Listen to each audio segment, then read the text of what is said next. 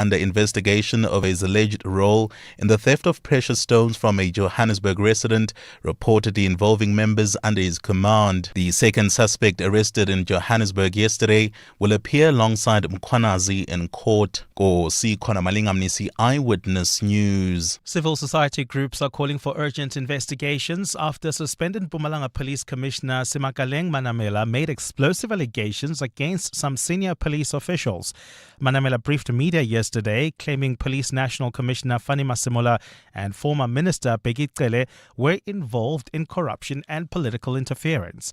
The two-time suspended top cop also made allegations that millions of rand were paid to block her tenure to office, or rather her return to office, and in response, National Police spokesperson Atlenda Mate says officers and the Forces Legal Department will consult with Manatella. Mongezi Koko reports. The Activists and Citizens Forum says the allegations are as serious as others previously made by senior police officials and warn that they point to deep-rooted issues within the police service. The group has called on government to act swiftly, saying failure to address the claims could undermine public trust and national security. It also urged more officers to come forward with information on wrongdoing. We hope this will inspire all men and women in blue not to be afraid to expose wrongdoing in the South African police services. Authorities are yet to confirm whether any formal investigation will be launched into the claims. Mongezi Koko, Eyewitness News. Johannesburg Metro Police have confirmed that the N12 in Bisonia has been fully opened after it was affected by a gas tanker fire. Both directions of the freeway were closed yesterday near the Komaro Road off-ramp after a car collided with the tanker. The driver of the light vehicle died at the scene. JMPD spokesperson Xolani Fihla says motorists can use the route this morning. Emergency teams have successfully completed the high-risk decanting process and the necessary mop-up operations. The roadway has been declared safe for public use and all previously active diversions at the R59 Reading Interchange and Komaro Road have been lifted. And Iran says it is not planning on attending talks with the US after President Donald Trump ordered his negotiators to travel to Pakistan today, just days before a ceasefire in the Middle East expires. The ongoing blockade of Iranian ports has been a significant sticking point, made worse after an Iranian ship was seized on Sunday. The U.S. says it intercepted cargo ship named Tusker in the Gulf as part of its naval blockade after it failed to stop. The Central Command of the U.S. has released audio and footage of the interception. Motor vessel Tusker, vacate your engine room. Vacate your engine room. We're prepared to subject you to disabling fire. Okay, we gave the flare. Now we're getting...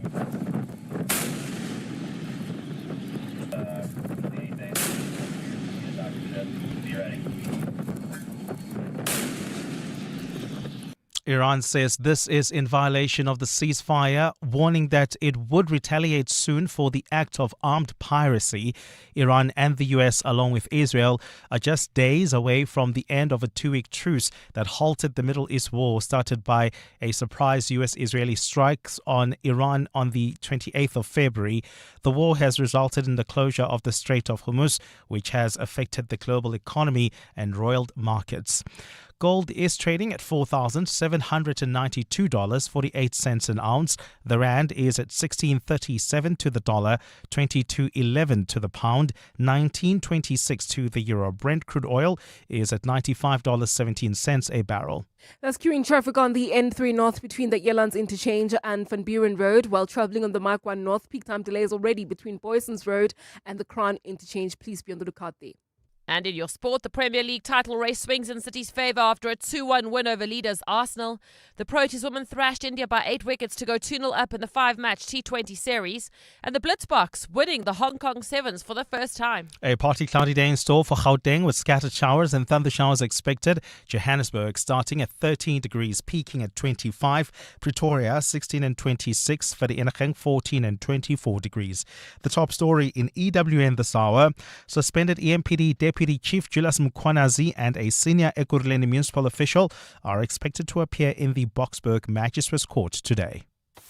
EWN In Touch. in tune, and independent. For the latest, visit ewn.co.za or download the EWN app.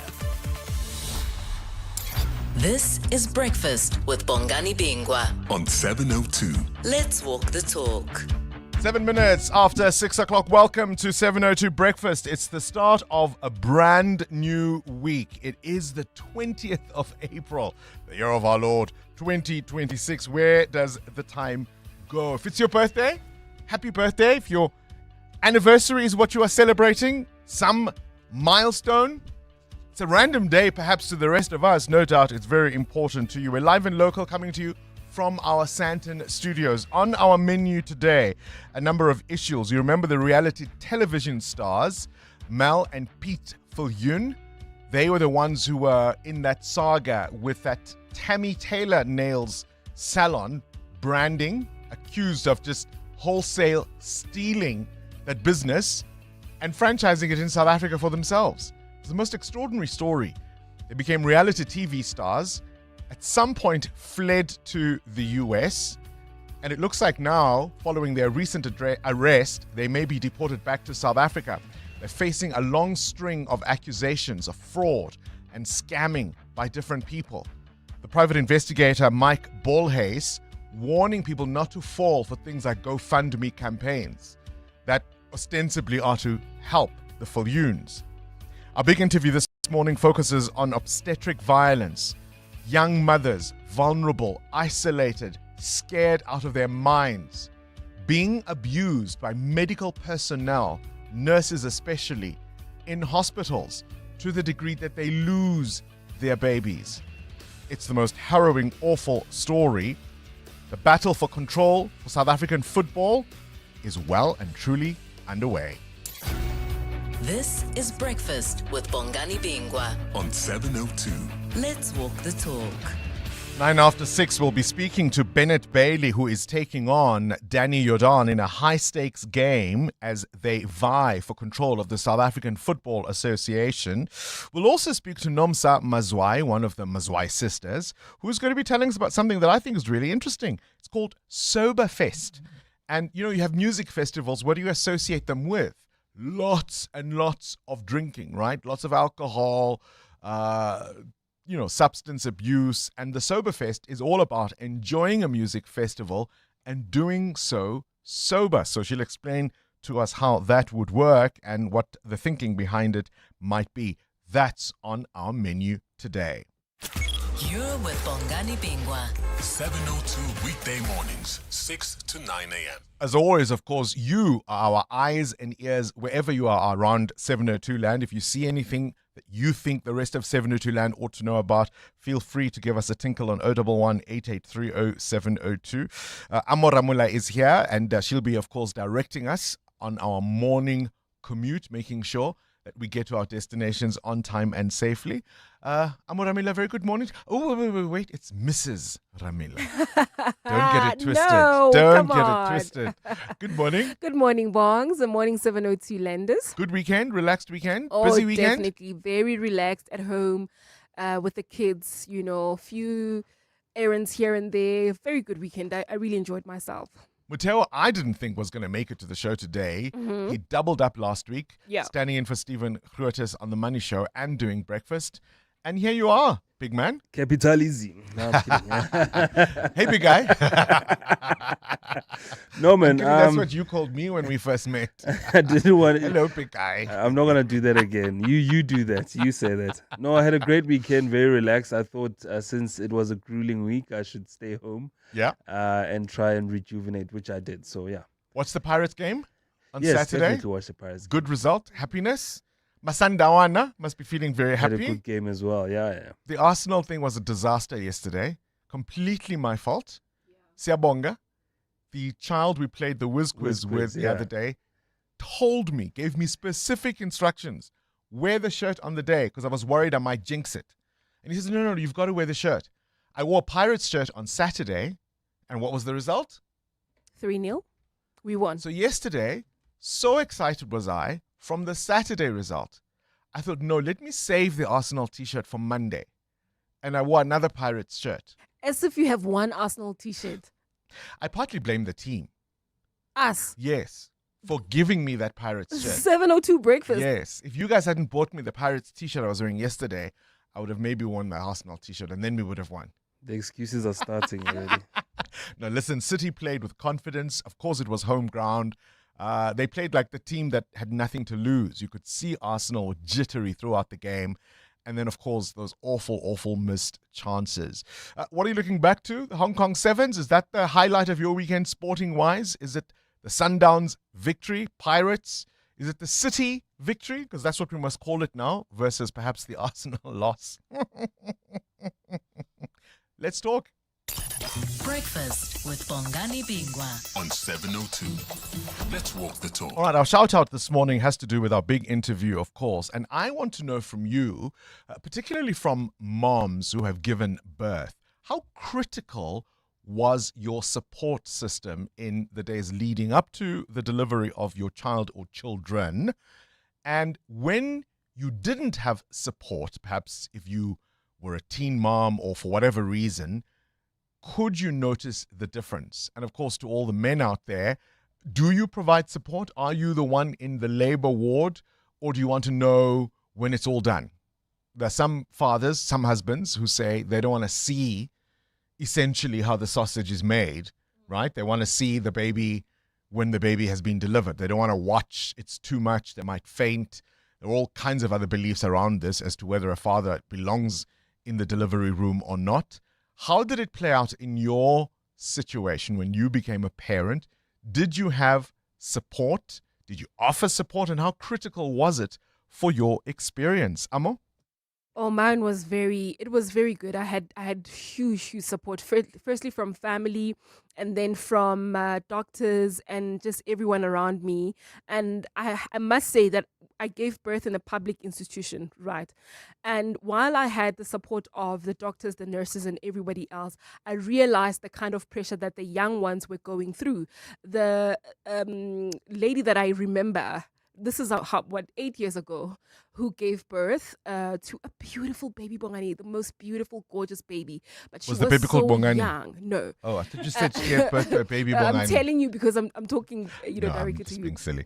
And so, she was very young. The baby was, very light-skinned, basically mixed race.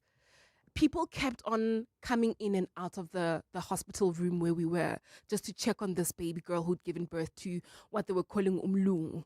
And I felt so sorry for her because at that point, it seemed like she had a disconnect between her and the baby because everybody was just coming in to have a look at her and not necessarily give her support. And there was no one around her. There was no one around her, but there was a formidable doctor, and I forgot her name. I'm so sad actually that I forgot her name, who came up to her, well, to all of us basically, and she kept on giving advice to wherever she felt like was needed. And with this specific one that was right next to me, she said, "You need to go for counseling." Oh, wow. And good on the doctor. And she took her out of the hospital room where we were because of, all eyes and what have you. So I just remember the pressure and what have you, but it was personally, support was all over. It was what made the difference. Muteo, are you the father who stays in the delivery room? Do you want to see it or do you want to be told about it afterwards? No, I've been in the delivery room both times. I think that support is important, especially if your own partner wants you there in the first place. So, and if she didn't? I if would Cameron have said, no, I don't want you there, I would have would you have respected struggled? that decision. Would you have struggled though? Yes, I would have struggled. Definitely would have struggled because I also wanted to be in the part room. of it. Yeah. Yeah, I mean, there's nothing better than boasting to my daughter that I saw you first. Breakfast with Bongani Bingwa. We're also, of course, keeping an eye on developments. I mean, it's been extraordinary to watch the action that has flown from what we've heard at the Madlanga Commission of Inquiry. The suspended EMPD Deputy Chief, Julius Mkhwanazi, we've played enough clips of him over the recent weeks. We're also being told a senior Ekurhuleni municipal official, it's expected that it might be the city manager, from what I understand. They're expected to appear in the Boksburg Magistrates Court today, arrested on charges of fraud, corruption, and defeating the ends of justice. I mean, Mkhwanazi was at the Madlanga Commission just last week just last week. This is, of course, a lot to do with those blue lights and some of the things he's accused of doing to assist the alleged crime figure Vusumuzi Cat Madlanga. 702. Add your voice. Have your say. Let's walk the talk. 17 after 6. Mattel, you've got a question of your own? Yeah, I want to know this morning, have you ever been a favorite? And did you know it? Did you exploit it? Ooh, a favorite where? Whether it's family, whether it's at work, you know that, look, I'm the guy. Yeah, for all my rants against patriarchy, if you're the boy child, you've got an advantage instantly. I don't care what family you come from. If you are the boy child, generally speaking, I mean, of course, there are exceptions to every rule. Generally speaking, as a boy child, I absolutely think, I was treated with kid gloves. Yeah, you got away with it. Yeah. There's things, I would say so. Well, being the last born of my family, you would think I was the favorite, but I don't think I was. Just what Bongani is saying, I'll always say that my brother was the favorite, not me. Never the favorite. Yeah, He was the boy. He was the boy, and 2 girls after he was the first one. He was he's my mom's diamond. You don't think you were the favorite, Mateo? No, I think I was. I know I was. Because? Not because I was the boy, because I was the last born. 702. Weather. 18 after 6. This weather report is brought to you by Subaru. Rain on the road, gravel under the wheels. However, today's weather changes. Subaru keeps you moving. A partly cloudy day in store for Gauteng. Showers and thunder showers are expected. Temperatures maxing at 25 degrees in Joburg. 26 is your high in Pretoria. It'll be 24 in Vereeniging. Cape Town, cloudy with isolated showers. A low of 12 and a high of 16. Mahikeng peaks at 25, Gqeberha 21, East London 22, and Durban 28. Some mornings, the world feels uncertain. The sky turns, the road changes, and then there's that feeling. The quiet grip of the road beneath you, the calm in every turn. It's not just how it drives, it's how it takes care of you and the people you love. And somewhere between the first drop of rain and the road ahead, you realize you've fallen in love. Subaru carries you through life's weather. Fall in love with Subaru's all-weather confidence. Book a test drive on subaru.co.za. EWN Traffic. We're live and local, of course, as you are too, wherever you are. Our eyes and ears all around 702 land. Let's have a first look at the roads. Amo? Well, we've got delays in Centurion on the N1 South approaching the Bergfontein interchange. An accident along this route. Please be on the lookout there. While traveling on the N1 South towards the Midrand area, do expect delays between the Bergfontein turnoff and Olifantsfontein Road. There's also queuing traffic on the N3 North between the Earlands interchange and Van Buren Road due to an accident. More updates coming up. Stay tuned. There's more EWN on air, online, and on the EWN app. Morning, Bongani. Morning. It's a happy Monday. I can't believe I'm turning this old. My baby girl just turned 24 today. Evidence that I'm old enough. Evidence that my pension is coming. Happy birthday to you, my baby. Happy birthday, truly. Happy birthday, darling.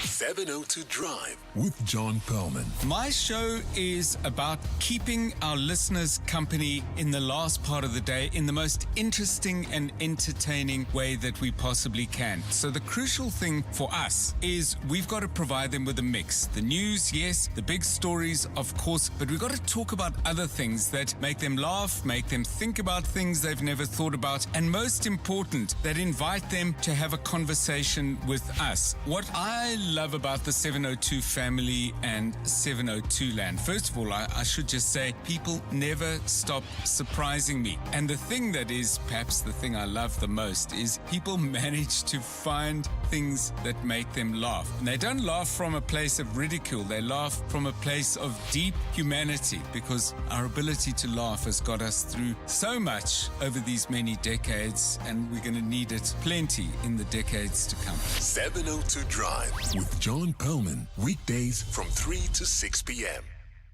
Now, you may not know, or you may know the difference between a teaspoon and a caviar spoon, But you certainly do know a great OutSurance deal. When you see one, get a car insurance quote now. And if OutSurance can't save you money, you can ask them for 500 Rand or 1,500 Rand if you've been claim-free with the same insurer for 3 years. Get savings or cash.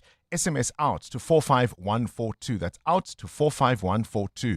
OutSurance is a licensed insurer and FSP. T's, C's, and information online. Attention all shoppers. Our supermarket shelves are full of unhealthy food. It's often hard for me to know which foods are good for my family. The information on packaged food is complicated and hard to understand. I wish we had easy-to-understand warning labels on foods high in salt, sugar, and saturated fat. We have the right to know what's in our food. Support front-of-package warning labels on unhealthy packaged foods. Sign the petition on healer.org. That's HEALA.org. We only needed dog food, that's all we went in for. Just kibble for our Archie, it really was nothing more.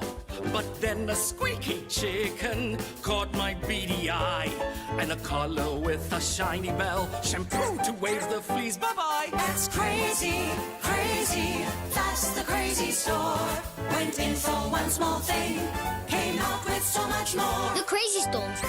Hey, you never know what you might find. 702's Small Business Focus, powered by Capitec, shines a spotlight on the drive, passion, and dedication behind every successful small business. One of the key things that we picked up is that businesses rise and fall on how you manage your cash flow. In most cases, when we talk cash flow, we talk about the financial activity that's within your business that enables your business to thrive, but most importantly, to grow. We don't necessarily just singularly talking about the revenue that you make once you've sold a t-shirt or cakes, because in most cases, that's vanity. I got a very stark experience of this one of the years where my accountant said, "Oh, wow, man, you've made $1 million." I looked at them in shock. Where's the money? Because at the end of the day, that revenue that you're making is vanity. But the most important thing that you need that keeps you in the game is to manage your cash flow. Every Thursday between 6 and 8 p.m. Catch the Small Business Focus on 702 and bank on better business banking with Capitec. Capitec is an authorized FSP. 46669. 702. WhatsApp Bongani on 072 702 1702. Hi, Bongani and 702 Landers. When I actually gave birth with the twins, my husband actually was there inside the ward, and he would follow the doctors wherever they're taking the babies, making sure that they're not swapped. So, yeah, it was cute to see, but hey, yeah. Tandy here from Pretoria. Tandy in Pretoria, we're asking you about your experiences in giving birth. How critical was it that you had support around you if you were the expectant mom? And who was your support system and what difference did they make? And if you're a dad, were you involved in supporting the mom-to-be? Or were you one of those dads who found it difficult to even be in the room and witness the whole thing? We'll tell you why we're asking coming up.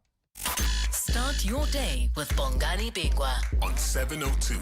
Let's walk the talk. Gosh, it seems so long ago when the full-scale invasion of Russia to Ukraine began. You remember, of course, when the Russians were essentially lining up and intelligence was indicating from the States that the Russians were going to indeed invade, even though they were denying it.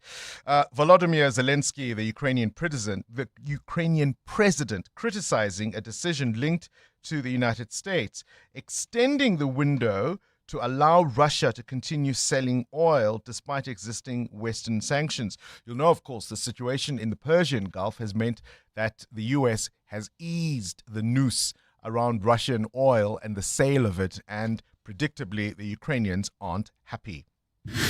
Julius Mkhwanazi, the suspended head of the Ekurhuleni Metro Police Department, has now been arrested, we understand, on serious charges including fraud, corruption and defeating the ends of justice. It's an extraordinary development when you consider the number of senior police officials who have been accused in high-profile corruption and tender matters. He joins a long list, including, of course, the National Commissioner himself, Fanny Masemula, expected to appear in court. Is it tomorrow? Gosh, that story is going to be happening tomorrow. We've seen a number of SAPS officials arrested and appearing for fraud, corruption and money laundering charges related to the Medicare 24 contract just the month of March. I think the Mpumalanga Police Commissioner also remains suspended. I mean, it's just really extraordinary, but that's the South Africa we live in. The Gauteng Department of Health is sounding the alarm over a rise in cases of malaria. And I think it's to do with people returning from high-risk areas such as Mozambique, Zimbabwe, Malawi, but increasingly Mpumalanga and Limpopo now are seen as risk areas for malaria. And it was on this day in 1964, one of the most famous speeches ever to be made in South Africa. Nelson Mandela standing in the dock at the Rivonia trial, delivering that powerful, if needs be, it is something for which I am prepared to die. I understood from one of my producers today they'd only ever heard it as part of a song. They'd never actually heard the real thing. So we'll play that for you a little later on. 702. The newspapers. And on this day, as we get into the newspapers, Bruno Mars topped the charts in 2013 with When I Was Your Man. Sfiso Zulu, I particularly wanted to mention that because I can tell you of Anita Baker, I can tell you of Luther Vandross, these R&B stars who maybe didn't have crossover appeal and huge commercial success, but left this indelible mark in R&B music. Who's that artist today? Who's the Luther of today? Of today? Yeah. Oh, that's so hard to say. It's so hard to say. There are a lot of young people who are talented in the R&B scene. But it's just we don't hear them a lot on radio. But to compare them to those icons, I don't think there's anyone. John Legend? Other than Beyonce. John Legend? I could R&B say, star. Yeah, R&B yeah. star. Yeah. Bruno Mars? Not R&B star. He's crossovers to pop. Right. Okay, what's in the papers? Anyway, in India, there's yet another painful reminder of the human costs behind fireworks production. So there was a fire in one of these factories in India where 23 people died, and many of those inside were reportedly women who were working during routine operations overnight, and they were caught off guard. But now there's increasing concern that these operations are happening, and they're happening in factories that are violating safety regulations while producing fireworks. So it's quite dangerous. So you're producing fireworks, you don't have any safety guards, and these fires keep on happening, especially in India. The rules are there for a reason. The front page of the Sowetan has Jean Panjaro Kruger and Goodman Super Magic Mate from the Northwest crowned the winners of the Red Bull Shire Imoto 2026, an elite spinning showdown, but also, of course, the Ekurhuleni corruption crackdown. Monument to Waste, says The Citizen. This is about a project, a housing development project in Tembisa that went nowhere. And the front page of the Business Day, draft rules, BEE track record apparently now counts. EWN Business. Joe wants to know, have you ever been a favorite? And did you know it? Whether it was at school, in your friendship group, as a mom and a dad? Who's the favorite? Mateo, in your house? I think my wife is the favorite. Yeah, that's what you're going to say. No, what prompts the question? Financial services firm Bongani Nedbank says the SARB's plan to remove the prime lending rate may not change much in the market. Nedbank chair Daniel Minele, a former member of the Monetary Policy Committee himself, says the central bank's move may have little effect on the cost of credit for consumers. Now, the lender says the prime lending rate is merely a reference point, but other factors still determine loan rates. So in South Africa, banks determine interest rates primarily by adding a risk-based margin to a benchmark rate, such as the prime lending rate. So what will, because people boast about my rate is prime minus whatever. Yes, well, that's so that's the view I think Nedbank is saying, to say, it's individualized.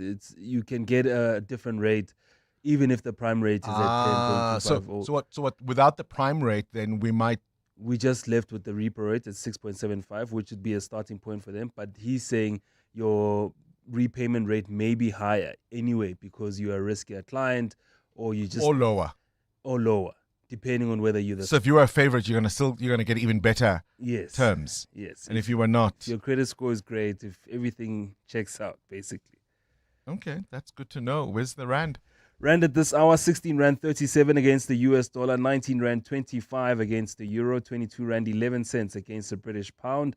Price of gold at $4,793 an ounce, or platinum at $2,098. Brent crude at $95 a barrel. More business after 7. Straight to the news desk we go. Good morning again, Sfisa Zulu. Thanks, Bongani. Good morning. Police have urged motorists to be patient on the roads following a deadly road rage shooting in Emmarentia. A man was killed and 2 others injured after an argument escalated yesterday. Police say a woman traveling with him retrieved a gun while a driver of another car also withdrew a firearm. Gauteng Police spokesperson Demakatso Nebuulwi. The police will be investigating a case of murder and attempted murder. The public, especially the drivers, are urged to always abide by the traffic rules and exercise patience while using public roads to avoid road rage situations. Activists have linked the ongoing shooting and gang violence in the Western Cape to a low-intensity civil war. Attacks have continued to flare up in the province, with more than 50 murders reported since a military deployment this month to assist police in gang hotspots. This weekend, police reported 6 murders and 3 attempted murders across the Western Cape.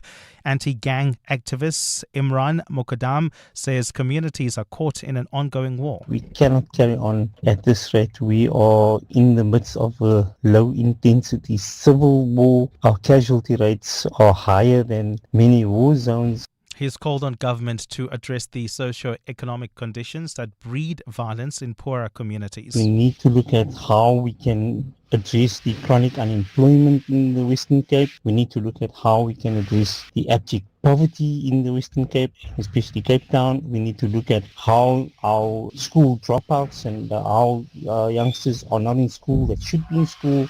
The South African Local Government Association has welcomed Cabinet's approval to publish the Prevention of Illegal Eviction Amendment Bill for public comment. SALGA says the proposed changes aim to deal with long-standing challenges in the implementation of the law, including land invasions and uncertainties affecting some municipalities. The organization is calling for the public to participate in the consultation process. Its chairperson for the Human Settlements Working Group, Xolani Sotashe, describes the move as a step towards strengthening land management while balancing the right to housing. The amendment bill is therefore a critical intervention. It strengthens the ability of municipalities and other landowners to uphold constitutional right to shelter, while simultaneously rooting out lawlessness and exploitation. It ensures that the protection of vulnerable households remains at the heart of our legal framework, but also that municipalities are empowered to act decisively against those who manipulate law for personal gain. And Hong Kong residents who lost their homes in a mass fire have started returning to their apartments. The city's deadliest fire in decades killed 168 people when it ripped through 7 of the 8 apartment blocks at a complex in November last year. For the first time since then, around 6,000 residents are being given 3-hour windows to enter their homes from today and get their belongings. With 1,700 flats to pick through, authorities hope the process will be completed by early May. Officials have advised residents to prepare mentally, with the fire department warning that more than 920 homes have been damaged and some completely destroyed by the blaze. A partly cloudy day in store for Gauteng, with showers expected today. The temperatures are at lows of 13 and 16 degrees, peaking at highs between 25 and 26.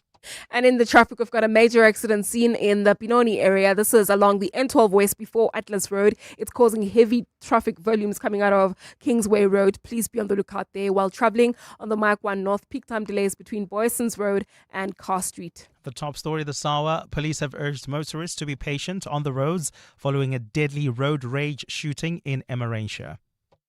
Part of the 702 family. Hi, my name is Kamohelo Modise. Live in Pretoria. I started listening to 702 back in the years of John Robbie, Kolane Gwala, Eusebius Makaiza, and Azania Masaga. I love 702 because it's very informative with business as well as politics. Welcome to our 702 family. Let's walk the talk. That's Kefense, before she got naked. Kefense's premium went up twice last year, and she was more confused than when her ex said, I need to find myself, and then found somebody else. So Kefense got naked. She got comprehensive car insurance and a way lower premium in seconds on the Naked app. Good for you, Kefense. Get a car and home insurance quote now at naked.insure and see how much you can save when you get naked. Naked Financial Technology is an authorized FSP. Get naked. The Audi Open House sales event is here. The Audi Q3 is yours from 10,799 per month, rate below prime, and a guaranteed buyback. This offer ends 30 April. Plus, when you come in for a test drive, you can stand a chance to win an exclusive Audi Formula One experience. The Audi Open House sales event, now on at Audi dealerships nationwide. Terms and conditions apply. Visit audi.co.za for more. The Money Show. Weekday evenings at 6.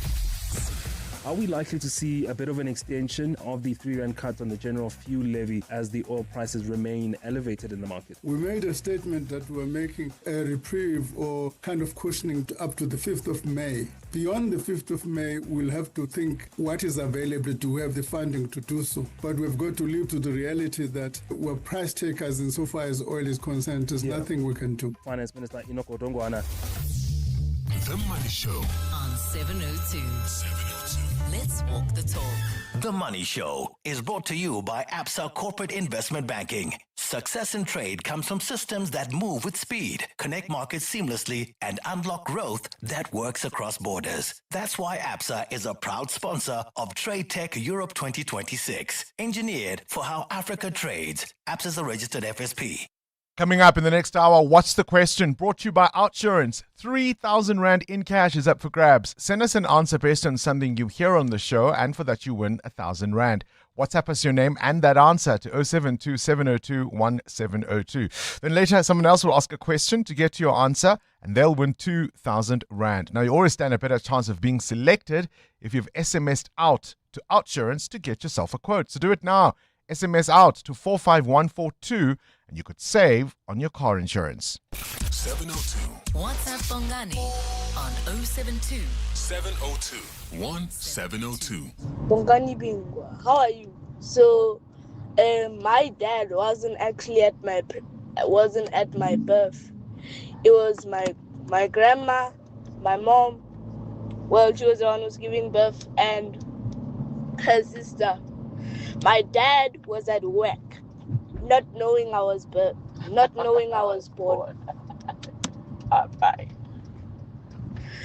Alright, Mangaliso Dube from Pretoria. Oh, Mangaliso Dube, I love that story. I love when kids know the stories of how they came into this world and what was special about it or what was unique or interesting. I love it. EWN Sport. Cindy Paluta, we're talking later on about people who didn't receive support and what that can mean, particularly when they're young and isolated and alone. But how critical was it for you to get support as a mom-to-be? And are you those moms who want your husband in the delivery room? You want your parents in the delivery room? Is it spousal support or all like family Just generally support? So, I mean, generally I had great support when my children were born. My mother is just the most phenomenal hands-on granny that you could ever want. Yeah. I think as a mother-to-be or as a mother, it also depends on who is offering the support. Sometimes you don't want support from everybody. So for me, I really genuinely only wanted my mother's support, and she stepped up like huge. That's just who she is with both my babies. So I think it just really does depend. I wouldn't have got through that time without her. I did have a very difficult first child. She had colic, she cried, etc., etc. The only thing I wish my mother had been was more honest up front. Because when I was pregnant with the second, I said, what am I going to do if it's like the first? And then she said, I will take it and keep it for 6 months and bring it back. She said, because I used to leave your house crying for you. And I didn't know that she did that at the time. And had she just told me that she used to leave my house crying because the baby was so difficult. And there's nothing you can do, guys. You can read the books, and the books can say, do this and this and this with the baby. And you're ticking all the boxes. And that baby is just what that baby is, right? Yep. And I wish if she had just said that to me sooner and we had just cried together, it probably would have made it less like, why am I not getting this right? Yeah. But support when it takes a village. And we live in a world now where everybody operates in silos because there's this huge unseen badge that never comes for women. It will never come. You are never going to get a badge that says, I was a phenomenal mother, phenomenal woman. I am a great event coordinator for my children's parties. Everybody will say, well done, but you're not getting a badge. And nobody's ever going to go, Amo had the kids' party, but she had to ask for help. We'll explain why we're asking that question coming up, but more of those stories, keep them coming. Now, this is entirely my fault, Cindy Paluta. We played the Whiz Quiz the other day, and the kid, his name was Siabonga, he gave me specific instructions. Which said? To wear the Arsenal t-shirt yesterday. But I thought, I'll wear it on Monday. I'll wear it at work. And that's why we lost. And that's my story, and I'm sticking to it. You know my superstitions about wearing shirts that are not match day. But anyway, here we are. Manchester City beating Arsenal 2-1 to close the gap to 3 points. Shirky open and Havertz equalised after capitalising on City goalkeeper Donnaruma's blunder. It was Holland who scored the second half winner. City, with a game in hand, can move level with Arsenal if they beat Burnley on Wednesday. Aston Villa beat Sunderland 4-3, so they stay fourth on the table behind Man United on goal difference. Liverpool fighting to a 2-1 win over Everton in that rivalry. Virgil with the winner in the 10th minute of added time. The Reds stay fifth. In the battle to avoid relegation, Nottingham Forest beat Burnley 4-1. They're 5 points away from the drop zone. Also fighting for relegation tonight, West Ham playing Crystal Palace. In the Betway Premiership, Magesi moved away from relegation. They got a massive 5-2 win over sixth in the table Durban City. Richards Bay beats TS Galaxy 1-0. So Pirates are top of the table after the weekend. 2 points ahead of Sundowns, but Sundowns have 2 games in hand. Sundowns, we're just very busy in Champions League action over the weekend. Other stuff to do. Just, securing their place in the final against Farabat. It's a 2-legged final starting on May the 15th.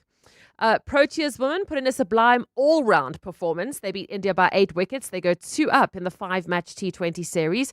India 147 all out. Player of the match, Chloe Tryon, taking 3 for 22.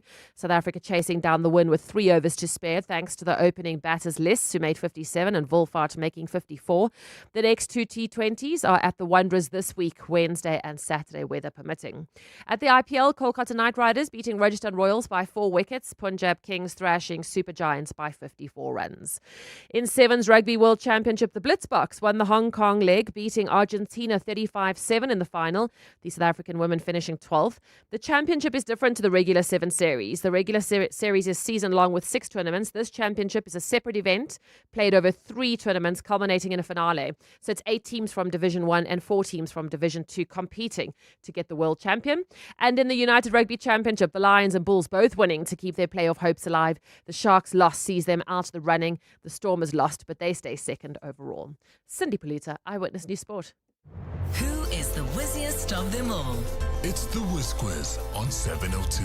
Hi, I'm Olerato Mohaki. I am 13 years old. I go to Lebone, the second college of the Royal Bafokeng. And when I grow up, I want to be a pediatrician. And I'm so excited to play the Whiz Quiz with Uncle Bongani. Oh, well, we're excited to play with you too. Will you walk away with the 10,000 Rand?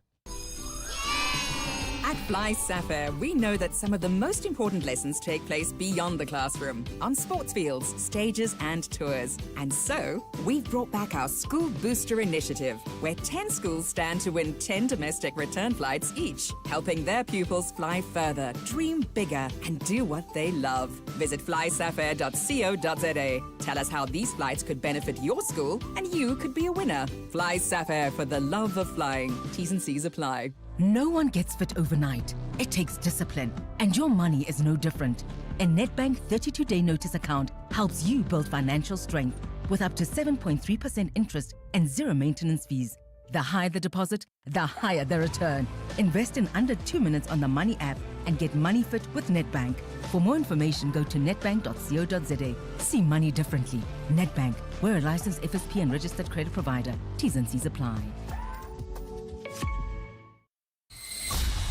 EWN Traffic. This EWN Traffic brought to you by Outsurance. SMS out to 45142 now. And you could save on your car insurance. If you don't, you can ask them for 500 Rand. 14 minutes to 7. We're heading towards rush hour now, Amo. What's going on in Benoni? There's a crash on the N12 West. That's correct, Bongani. It's right near Atlas Road. It's causing heavy traffic volumes coming out of Kingsway Road. Please be on the lookout there. Try to use the N17 West heading towards areas like Germiston or even the R21 South. If you were traveling along the N3 North, we had an accident earlier on. It's been cleared now. It was right near Van Buren Road. Delays were coming out of the Elands interchange, and then of course on the Mark 1 North, peak time delays between the Boysons Road exit and Empire Road. Please be on the lookout there and drive with care. More updates coming up. Stay tuned. There's more EWN on air, online, and on the EWN app. Things people stress about in traffic.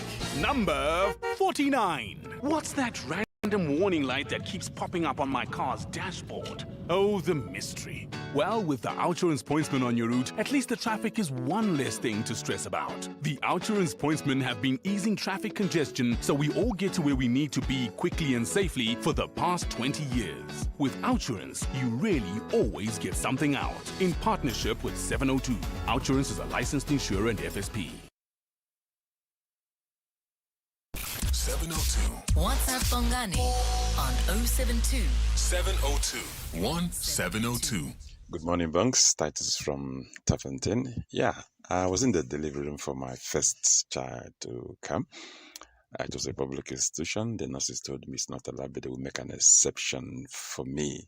Being that we went too early, I had to go back home. But then they called me. Actually, yes, they called me and said, Mr. Mbam, if you want to see your baby come, you have to come. You have to come now.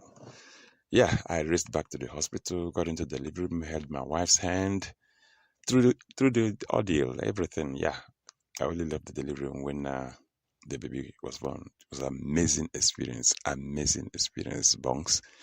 Thanks, Titus Toffontein. The brainy kids of the Whiz Quiz on 702. Well, let's go with some cash, shall we? Today we're playing with 13-year-old Olerato, who scored 9 in the pre-test round. So always expectations then high when they've done so well. You've got to give it up to these kids, man. Right? The bravery it takes to enter this competition. I know many people are shouting in the car the answers, but I tell you what, it's not the same when you have to get them on air live. Olerato, how are you feeling this morning? I'm feeling kind of nervous. That's good. Nerves are good. Hey? And you want to be a pediatrician when you're older? Yes. I take it you've got a good doctor. Yes. Yes is the answer. Well, let's get straight to it. Let's settle the nerves, take a deep breath, and here we go. Palisa, start the clock. Which gas do humans breathe out as a waste product? Carbon dioxide or oxygen? Carbon dioxide. Correct. What is 9 times 8? 72. Correct. Which bone is in a human leg? The scapula or femur? The scapula. The femur. True or false? Australia is both an island and a continent. True. Correct. Which planet is closest to the sun? Is it Mercury or Jupiter? Mercury. Correct. Which word is a noun? Answer or always? Can you please repeat? Sorry? Which word is the noun? Answer or always? Answer. Correct. In movies, what animal is Pumbaa in The Lion King? A wild pig. A warthog. Wild pig will take. According to the saying, if you approve something, you give it the what color light? Can you please repeat? If you approve something, what color light do you give it? Green. The green. We'll give you that. I'm looking at the judges. It took a little bit of time, Olerato, so we got tripped in some of the questions, but 700 Rand is a decent amount of money to get. Things weren't quite perfect this time, but you did really, really well. Well done. 700 Rand. That's worth a celebration. I could do it 700 Rand now, actually. Never mind at 13, hey? 702 Drive with John Perlman. My show is about keeping our listeners company in the last part of the day in the most interesting and entertaining way that we possibly can. So the crucial thing for us is we've got to provide them with a mix. The news, yes, the big stories, of course, but we've got to talk about other things that make them laugh, make them think about things they've never thought about, and most important, that invite them to have a conversation with us. What I love about the 702 family and 702 land. First of all, I should just say people never stop surprising me. And the thing that is perhaps the thing I love the most is people manage to find things that make them laugh. And they don't laugh from a place of ridicule. They laugh from a place of deep humanity, because our ability to laugh has got us through so much over these many decades, and we're going to need it plenty in the decades to come. 702 Drive with John Perlman, weekdays from 3 to 6 p.m. The Black Hole Symphony returns to the Linda Auditorium on Thursday and Friday after last year's sold-out season. It's excellent. The Joburg Philharmonic Orchestra joins Universe on stage to present a 32-piece orchestral experience of black holes. 6 movements, each one a unique black hole story from their inception to their role in the ultimate survival for us as a human species. Universe on Stage is reshaping live entertainment. It merges science, music, storytelling, and it connects audiences to the wonders of the cosmos. I saw the one last year. It's really worth seeing. It's at the Linda Auditorium Thursday night and Saturday night. 2 performances on Saturday, one in the afternoon and one in the evening. This is the one to go to. Go to Web Tickets and look for Black Hole Symphony. That's Liesel, before she got naked. Liesel checked her insurance premium and got angrier than the time a teenager called her Tani. So Liesel got naked and got comprehensive car insurance and a way lower premium in seconds, all on the Naked app. There we go, Liesel. Get a car and home insurance quote now at naked.insure and see how much you can save when you get naked. Naked Financial Technology is an authorized FSP. Get naked. You're with Bongani Bingwa. 702 weekday mornings, 6 to 9 a.m. On to this now. You may remember them from the Real Housewives of Pretoria, the reality TV stars Mel and Pete Viljoen, making headlines for very different reasons this time around.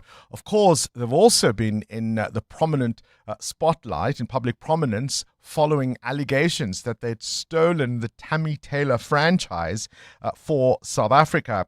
They were recently detained in the US after allegedly stealing groceries worth some thousands of dollars, and it's understood they could be headed back to their country of origin, possibly deported. But our next guest warns that as they do so, they face a long string of accusations and is warning anybody who wants to help what they may believe are a couple in serious trouble not to. And he joins us to tell us why. Mike Bolhuis is a specialist investigator and a serious violence, economic and cyber crime expert. Mike, always a pleasure to talk to you. Good morning. Morning. Thanks for the opportunity. So when the Viljoens popped up in the US, how surprised were you? No, not at all. We knew they were going to flee. We were, just monitoring and checking them out. And then they said they were going to go on a holiday. We investigated that and we found out that was false. We tracked and traced them and we found them in America. They, of course, as I said in my introduction, came into public prominence following all sorts of allegations, including the infamy of the Tammy Taylor matter. I first saw that on Carte Blanche, I think it was. Yes. Everything is in any way, for the sake of our listeners on our projects, they can, and you can give them the details. They can read it in detail with the newest and latest. But it's not allegations anymore. They were found guilty and they owe over 70 million to the real Tammy Taylor, and they've been misrepresenting themselves, committing fraud and theft from quite a lot of people in South Africa in excess more than 70 million. And that's the only amount that we presently have, because we only give the amount that we have on record, but there's still cases coming in against them. What do people accuse them of doing? Well, misrepresentation, theft and fraud. And they were very good at it.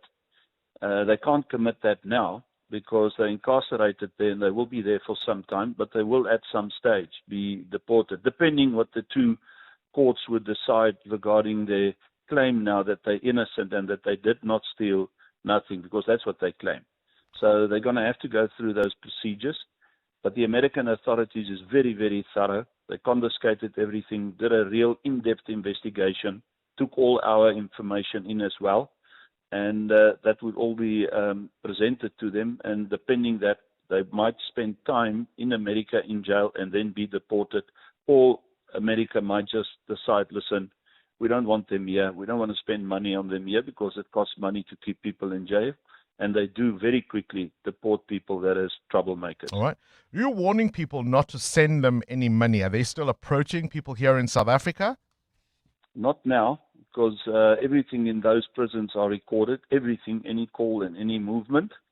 But they have been in the time that they've been there and showing their false videos, all AI videos, that they're living the lifestyle as if they were extremely financially strong, which was the total opposite. And they were offering people that they would assist them to get to America. They can flee South Africa. They obviously made several other crimes that really infuriated South Africans, extreme racial slurs, extreme defamation of South Africa itself. And they preyed on those people to give them 5,000 to 10,000 rand, and then they will assist them to come to America, which is the place they said to be. Gosh, is part of the problem that despite what were allegations certainly at the time and many accusations from different South Africans, they rose to prominence through participating in reality television shows and particularly Malful Yoon becoming this television star, fated really as a celebrity, and that was part of how they were able to then I suppose target people who say they're their victims. Yeah, look, they're both serious economic criminals, but the leader here is Piet. It's like the advocate Barbie case.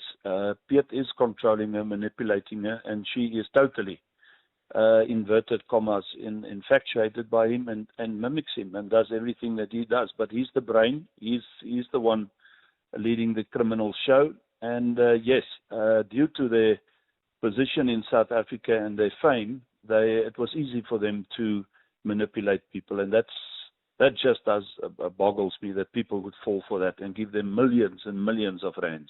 Moving it away specifically from the Viljoens, I mean, you are a specialist investigator. You look at cybercrimes, economic crimes.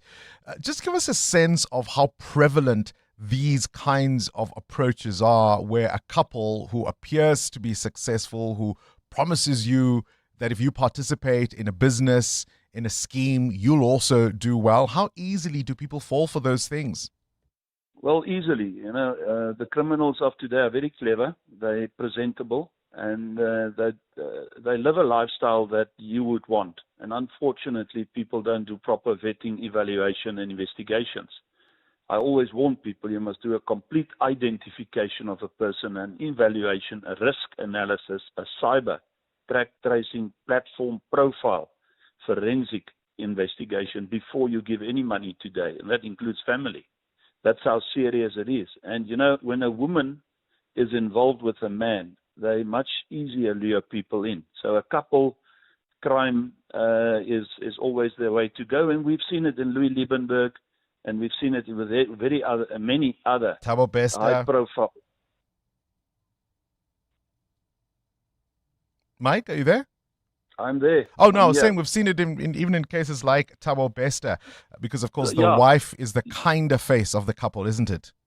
Exactly, and that lures people in, and then they see the flash, they see the money, they see the opportunity, and they're totally bamboozled, and that's where the misrepresentation comes in.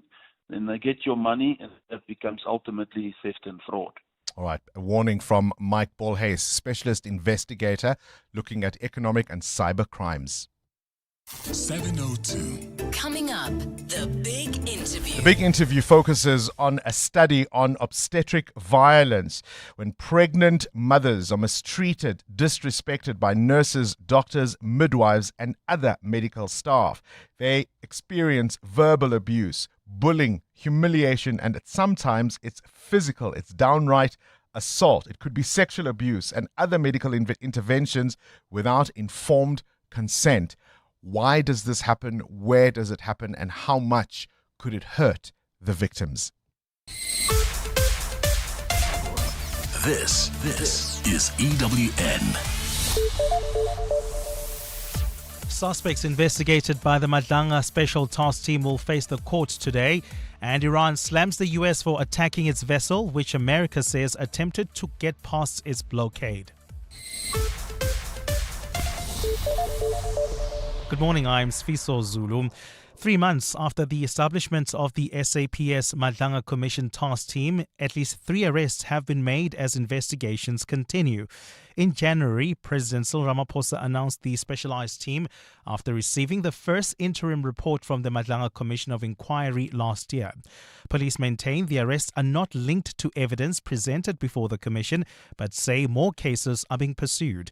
Mongezi Koko takes a look. The Madlanga Commission, which is probing criminality, political interference and corruption in the criminal justice system, prompted the creation of the task team to fast-track investigations. It was on the 26th of January when Ramaphosa announced the intervention. The South African Police Service has established a task team to ensure that investigations arising from the Madlanga Commission are undertaken swiftly without interference. 2 officials who appeared before the commission, suspended Ekurhuleni Metro Police Deputy Chief Julius Mkwanazi and disgraced cop Fani Nkosi, are expected to appear in court today. The task team arrested another senior official at the Ekurhuleni municipality over the weekend. However, lawyers for one of the accused say the case against their client relates to a 2019 speeding matter, which he denies. Police say the task team is continuing its work with more arrests expected. Mongezi Koko, Eyewitness News. Meanwhile, civil society groups are calling for urgent investigations after suspended Mpumalanga Police Commissioner Clement Manatella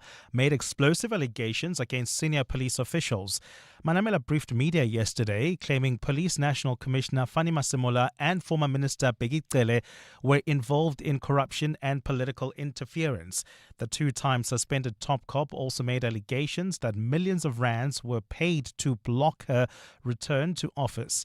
In response, National Police spokesperson Atlenda Mate says officers and the force's legal department will consult with Manatella.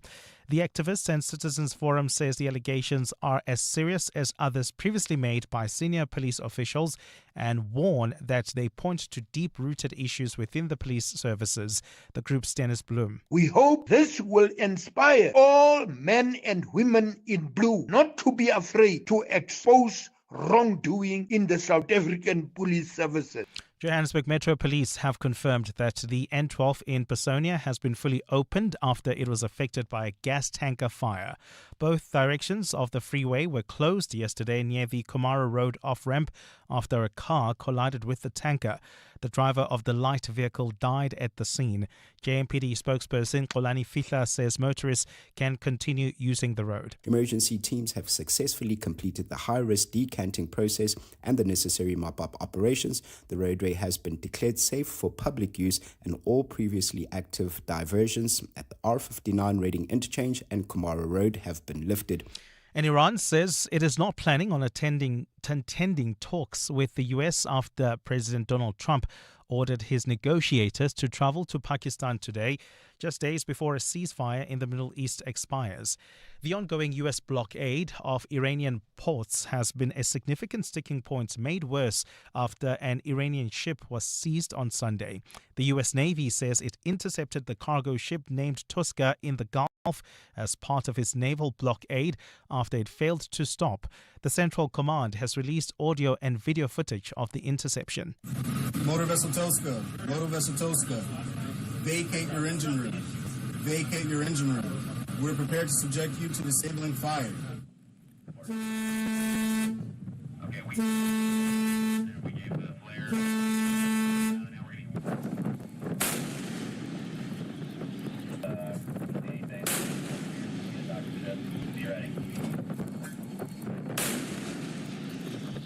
Iran says this is in violation of the ceasefire, warning that it would retaliate soon for what it calls an act of armed piracy. Iran and the US, along with Israel, are just days away from the end of a 2-week truce that halted the Middle East war started by surprise US-Israeli strikes on Iran on the 28th of February. The war has resulted in the closure of the Strait of Hormuz, which has affected the global economy. Gold is trading at $4,790.19 an ounce. The rand is at 16.38 to the dollar, 22.12 to the pound, 19.26 to the euro. Brent crude oil is at $95.48 a barrel. Traffic remains heavily backed up on the N12 West. This is between Kingsway Road and Atlas Road. That's due to a major accident scene. As a result, several routes within the area are heavily backed up as well, especially if you're traveling in Actonville. While traveling in Boksburg, we've got heavy traffic volumes on the N17 West. This is between Heidelberg Road and Aspen Road. That's due to roadworks. And in your sport, Manchester City, with the game in hand, are now just 3 points behind Arsenal after yesterday's 2-1 win. The Proteas women go 2 up in the T20 series. They beat India by 8 wickets yesterday. And the Blitzboks win the Hong Kong Sevens for the first time. A partly cloudy day in store for Gauteng with scattered showers and thunder showers expected. Johannesburg starting at 13 degrees, peaking at 25. Pretoria 16 and 26. Vereeniging 14 and 24 degrees. The top story in EWN this hour. 3 months after the establishment of the SAPS Madlanga Commission task team, at least 3 arrests have been made as investigations continue. EWN, in touch, in tune, and independent. For the latest, visit ewn.co.za or download the EWN app. This is Breakfast with Bongani Bingwa on 702. Let's walk the talk. 8 minutes after 6 o'clock. So much going on at the moment, and urgent investigations are being called for. This, of course, after the suspended Mpumalanga Police Commissioner made explosive allegations against senior officials. I suppose if KZN did it, why can't I did it? She is probably thinking. You'll also, of course, remember this was somebody who has been on suspension for quite some time, suspended in February 2023, herself on charges including the abuse of power, nepotism, mismanaging funds, and maladministration. And she's made all sorts of allegations, including pointing a finger at the former police minister, Bekitele, with whom she said she attended the ANC's 2024 January 8 celebrations. And she claims the former minister tried to push her for the arrest of an MEC. Have a listen to some of what she has had to say, particularly when it comes to Bekitele.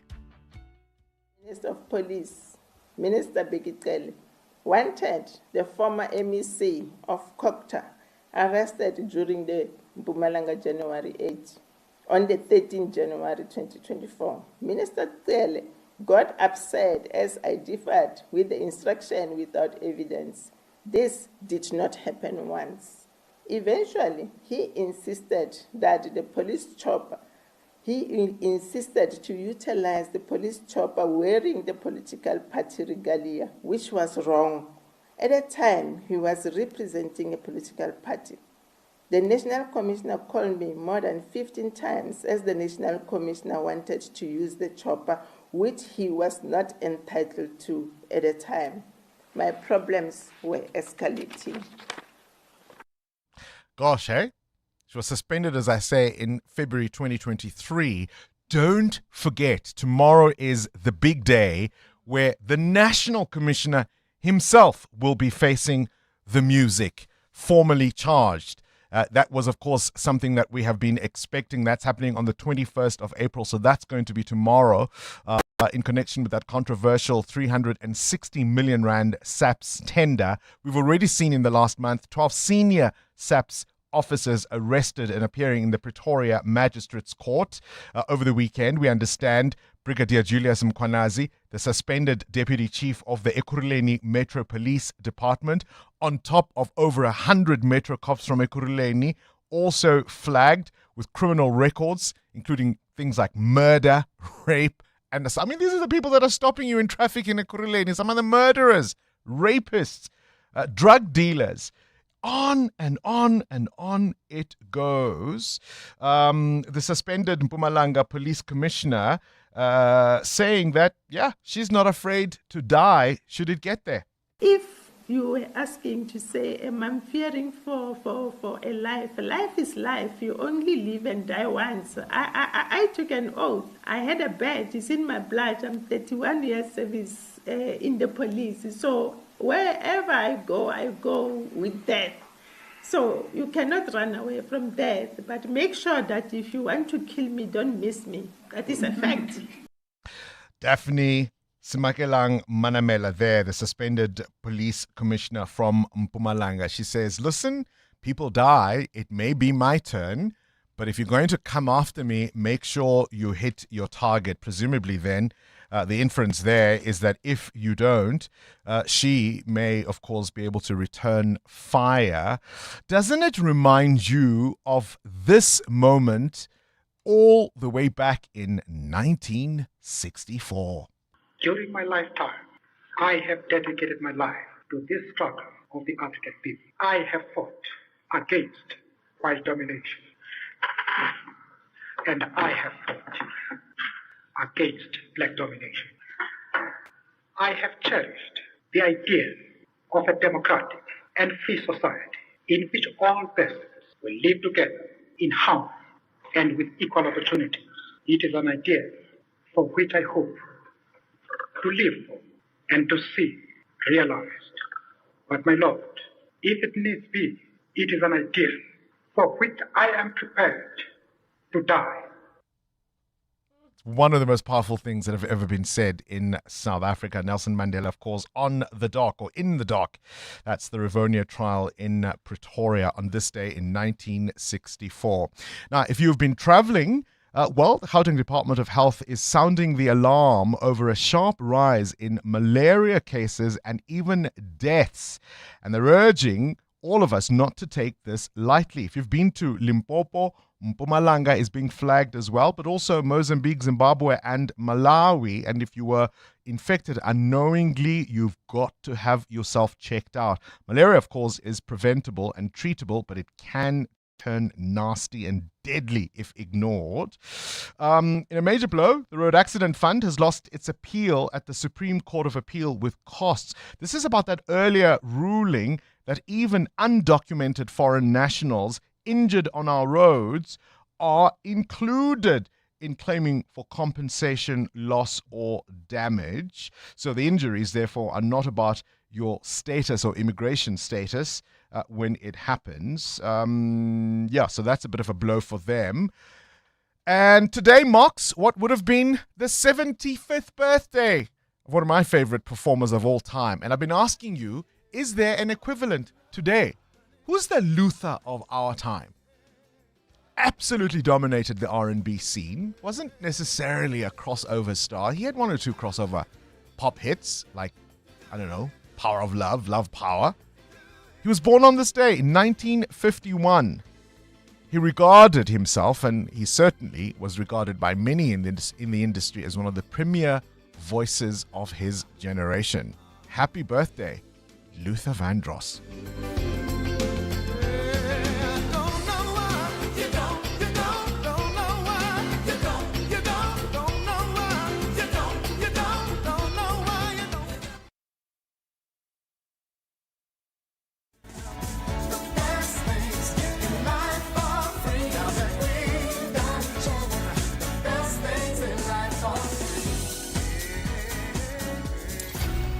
This is Breakfast with Bongani Bingwa on 702. Let's walk the talk. EWN Traffic. It's a 7:15, peak hour delays everywhere. Amma, what's going on? That's correct. In Randpark Ridge, you've got an accident along Beyers Naudé Drive approaching the N1. It's causing heavy traffic volumes. Please be on the lookout there. And then earlier on, our people on the roads told us about traffic lights that are out of order. That's in the Sandton CBD at Fredman Drive and Rivonia Road. Please approach with caution and be on the lookout there. More updates coming up. Stay tuned. So Randpark Ridge is the area where you can get more, or at least a lot of delays. This EWN Traffic, of course, brought to you by Outsurance. You can SMS out to 45142 and you could save on your car insurance. There's more EWN on air, online, and on the EWN app. You may or may not know the difference between gelato and ice cream, but you do know a great OutSurance deal when you see one. So get a car insurance quote now, and if OutSurance can't save you money, you can ask for 500 Rand or 1,500 Rand if you've been claim-free with the same insurer for 3 years. Get savings or cash. SMS out to 45142. That's out to 45142. OutSurance is a licensed insurer and FSP. T's, C's, and information online. 702. The big interview with Bongani Bingwa. 16 after 7. I want you to listen to this story. It's the story of a young mother giving birth for the very first time. She says, I was transferred from a small clinic to a big hospital because they said the birth is an emergency. When I got there, they said I should wait in the admin room. I started screaming and shouting because my baby was near with no help. When the sister finally came in, I walked slowly to the birth room. That's like 4 or 5 hours later. The sisters told me to push when the pain comes. I told them I no longer have pains and have tried to push. They all walked out telling me I don't want to give birth. I had to touch my vagina to feel my baby's head and screamed for help. They came back and pushed the baby out. My daughter passed away and I've not been able to have another baby. The sister came in and told me that I had killed my daughter and that I am fully responsible for what happened. How did I kill her? Disrespect, neglect, and in some cases downright violence. A new report highlights concerns from women and their experiences during childbirth. Women accompanied by partners and family often describe a dignified experience, but those without support report feeling ignored, dismissed, and dehumanized during one of the most vulnerable moments of their lives. These stories are often not told because many of those who are involved simply aren't comfortable speaking publicly. Many feel no one will take them seriously, and that's why we are having this conversation. We're joined now by Gauta Mashego, who's a candidate attorney at the Health Rights Section program at Section 27. Gauta, very good morning to you and welcome to 702 Breakfast. Good morning, Bongani, and good morning to your listeners. Gosh, I quoted from some of the stories in the report. It really, really makes for tough reading, doesn't it? Mm-hmm. Yes, it does, definitely. It really does. So the term of what I was just describing is called obstetric violence. What does it actually mean in real terms? So obstetric violence, as you touched on, regards to the harmful, disrespectful, and degrading treatment during childbirth, often rooted in power imbalances between patients and providers.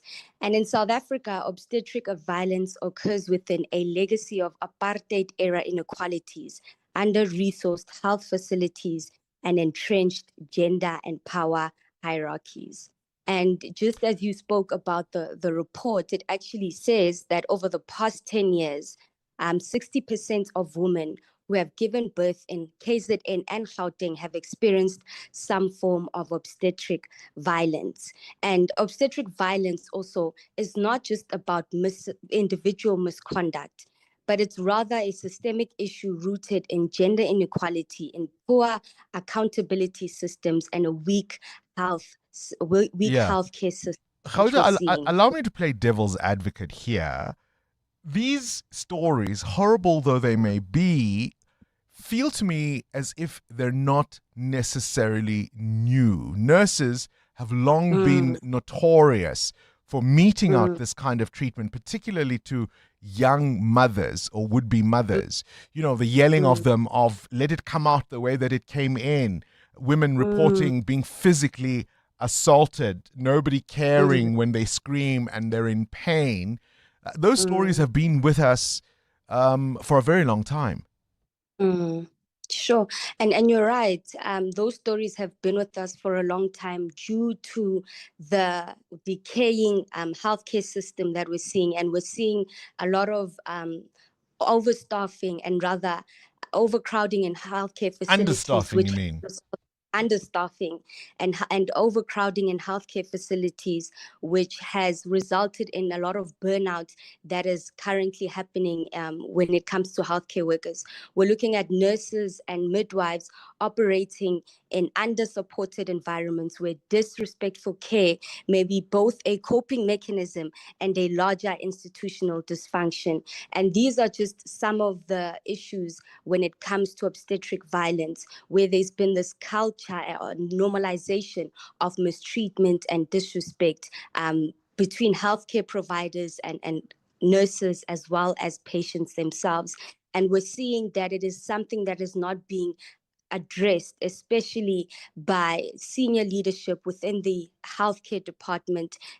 Recently, we saw an article come out where the Gauteng Health MEC came out to respond to issues, a question posed about not enough. When she said they like sleeping on the hospitals. floor. Yes, when she said they love sleeping on the floor, and instead of addressing the systematic failures of overcrowding in our hospitals and infrastructure and staffing in hospitals, she shifts the blame to women's bodies and choices, which then created this normalization of indignity and obstetric violence. And so we're seeing that if there's already a failure of senior leadership to to take consideration and respect towards patients, then it then flows into nurses and midwives, and we're seeing the problem that we're seeing now. Gauta, you are mentioning resource constraints, but I also want to put it to you that sometimes perhaps the issue is also consequence management. It's a very different issue. It's a very different issue entirely, but I mean, let's take Life Esidimeni as an example and how long it has taken to get to the point where people are criminally charged for what went wrong there. There's an understanding, I would say, even within the system, and therefore even the leaders within the system will close ranks when issues are flagged. That's definitely true. I mean, we as Section 27 have welcomed the National Prosecutors Authority's decision to prosecute those who were involved in the Life Esidimeni tragedy. But we also then, if we're looking at obstetric violence, not only are there barriers to reporting, but as you said, there's also issues of accountability and holding those who have committed or who are perpetrators of obstetric violence, which we see even in the report. It says that it's mostly nurses and midwives in the public sector. And so if we're seeing that there are no already reporting systems in place for patients to report and feel safe enough to report, because that's also a very crucial thing, is that it's important that we don't just have reporting systems where patients themselves, mothers, can report, but we also need them to be safe for that, so that they don't experience any form of discrimination, violence that may arise from healthcare workers. But we're also seeing that there's an issue in terms of accountability, that because this form of mistreatment, this form of violence is normalized in our healthcare sector, it becomes very difficult to hold those healthcare workers and people involved accountable, because it's not taken seriously. And that's why we then also say that it's a matter or another form of gender-based violence that's looming in our public healthcare system, where we're seeing that a lot of people who are victims to this form of treatment are young, Black, and in most instances uneducated women. I was stunned by the report saying, because I would have thought this is a lot less frequent than 16.7%. That just seemed an incredibly high percentage. Women who are then given treatment, medical procedures without their consent. You know, a C-section, for example, without a woman's consent, a vaginal exam, and even sterilization, and they don't know. I mean, I can't imagine that. Yeah, and it's a reality, and it goes to just highlight how this is also, the report also explains that it's not just nurses and midwives, but we're also seeing this form of violence from doctors when they are performing certain procedures. The report also highlights that a large number of women did not know that they needed to consent for certain procedures to take place. A lot of women thought that it was a thing that would just happen based on the doctor's advice and guidance. But we're seeing that time and time again, there's this issue where certain procedures are being performed on women and without their consent. Yeah. And most of the time, as you touched on, sterilization and C-sections. And one can also look at, when we're speaking about C-sections, how, there have been various reports of how C-sections are more financially, I guess, beneficial for doctors and for looking at healthcare providers. And so sometimes these... It's not because that's what's needed. It's not because what is needed, yeah. One of the things that is quite clear from this report, and maybe this is where we'll wrap up our conversation, is the importance of support for would-be mothers, particularly young mothers. And many a family finds it difficult to deal with a pregnant teenager, for example, and they think by isolating them, by making them go through a difficult process all alone, that might teach them a lesson. If anything, it is that isolation that invites these horrors on so many women. That's true, Bongani, and I think something that I think is important to touch on, especially if one looks at the report, is the importance of training healthcare workers. I think this is definitely a call that there needs to be more training of healthcare workers on what it means, on what the term respectful maternity care means. And this looks at listening to mothers' choices and their concern. It looks at training healthcare workers on informed consent before conducting medical procedures. We're also looking at strengthening complaint systems which actually work. And it's also a call for the provincial departments as well, to look at investing more money into improving conditions for healthcare workers, but also investing more money into the maternity health system of our country, because we believe that if those are taken into consideration and they are prioritized, we will then see a chain or a flow happening where women will be treated with the dignity and the care that they deserve. need and deserve. Appreciate your time. Hauda Mashego is with the Health Rights Program at Section 27. We've heard a lot of the good stories of support, but did any of this sound familiar to you? Were you a young mother? Were you a mom-to-be who went through horrors like this? Tell us your story. EWN Business. All right, let's get straight into business news now. 28 after 7. Mateo Juaripe, Tongaat Hewlett getting a government lifeline. That liquidation hearing continues. Bongani, a crisis has been averted in the sugar industry, at least for the next 60 days. A last-minute 200 million rand funding extension for Tongaat Hewlett will see thousands of grain growers supplying the sugar giant. Mills will be able to support their livelihoods this crushing season. The funding comes from the Industrial Development Corporation, taking its post-commencement financing for Tongaat Hewlett's business rescue process from 2.3 to 2.5 billion rand. Now, it gives Tongaat Hewlett enough money to operate until the end of June. Local mills are set to reopen include Maidstone,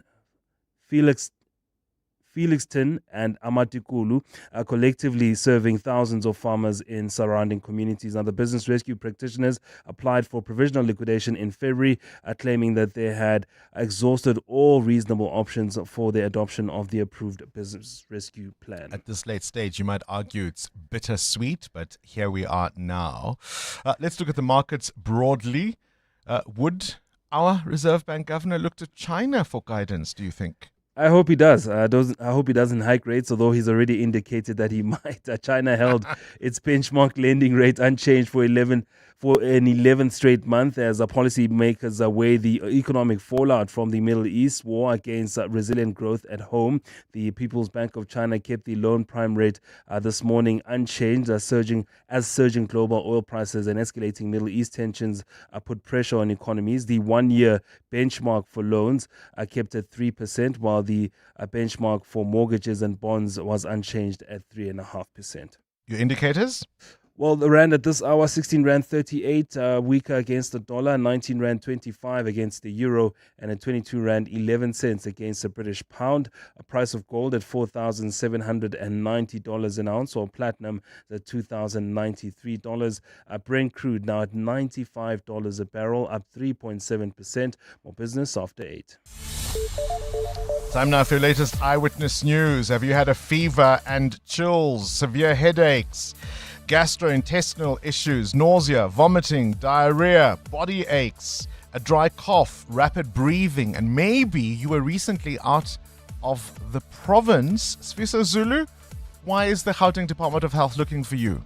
Well, they're concerned, Bongani, because of a sharp increase in malaria cases and related deaths across the province.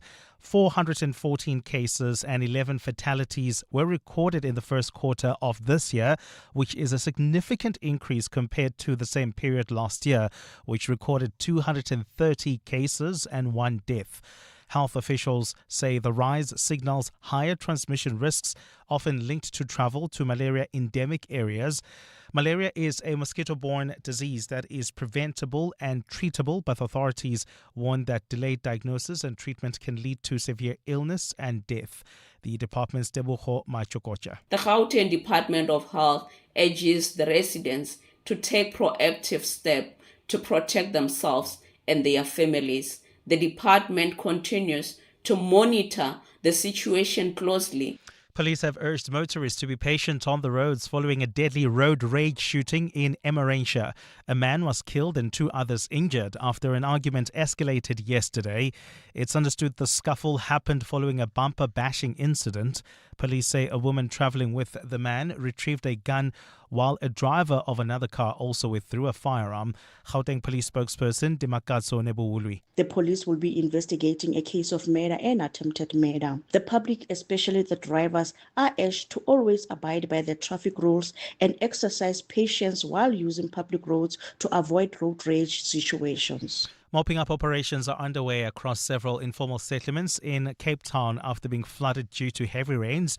Disaster response teams from NGO Gift of the Givers provided relief to those affected as 2 cold fronts swept through the Western Cape. Carlo Peterson reports. Gift of the Givers spokesperson Ali Sable says disaster relief teams have been inundated with calls for assistance from informal settlements across the Cape Metro and Drakensberg area. Sable says relief workers were on the ground yesterday to assess the damage. Our teams are engaging with community leaders and local councillors to assess the extent of the impact and coordinate an effective response. Sable says relief efforts are underway in Nyanga, Philippi, Luandle and other informal settlements. Carlo Peterson, Eyewitness News. And the South African Local Government Association has welcomed Cabinet's approval to publish the Prevention of Illegal Eviction Amendment Bill for public comment.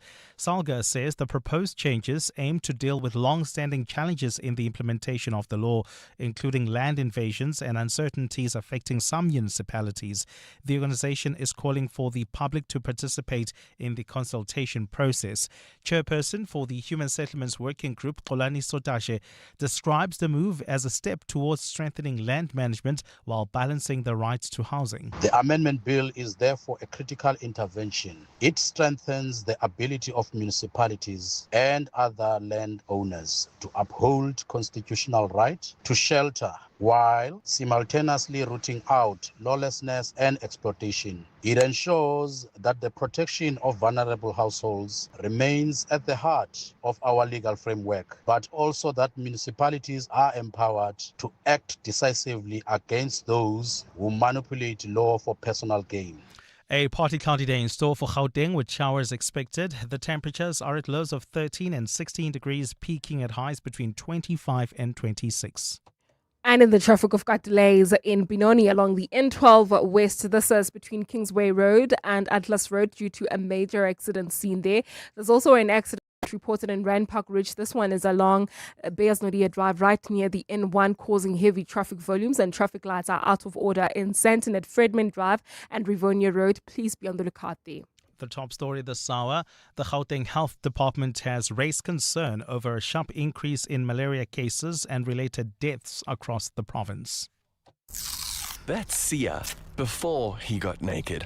Sia had a bumper bash and had to reattach his fender using duct tape and a prayer. So Sia got naked. He got comprehensive car insurance in seconds and can now submit claims instantly on the Naked app. No more arts and crafts for you, Sia. Cover your car and home now at naked.insure and see how easy insurance can be when you get naked. Naked Financial Technology is an authorized FSP. Get naked. I dedicate this song to my Bronx. We've spent so many long nights and quite a few days together, but no one has ever held me like you do.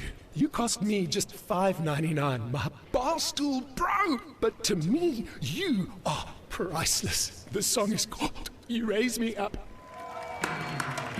Warning, you may love everything at DecoFern with incredible deals right now on the best value furniture. Exclusive to your local DecoFern or decofurnsa.co.za. 702's Small Business Focus, powered by Capitec, shines a spotlight on the drive, passion, and dedication behind every successful small business. One of the key things that we picked up is that businesses rise and fall on how you manage your cash flow. In most cases, when we talk cash flow, we talk about the financial activity that's within your business that enables your business to thrive, but most importantly, to grow. We're not necessarily just singularly talking about the revenue that you make once you've sold a t-shirt or cakes, because in most cases, that's vanity. I got a very stark experience of this one of the years where my accountant said, "Oh wow, man, you've made $1 million." I looked at him in shock. Where's the money? Because at the end of the day, that revenue that you're making is vanity. But the most important thing that you need that keeps you in the game is to manage your cash flow. Every Thursday between 6 and 8 p.m. Catch the Small Business Focus on 702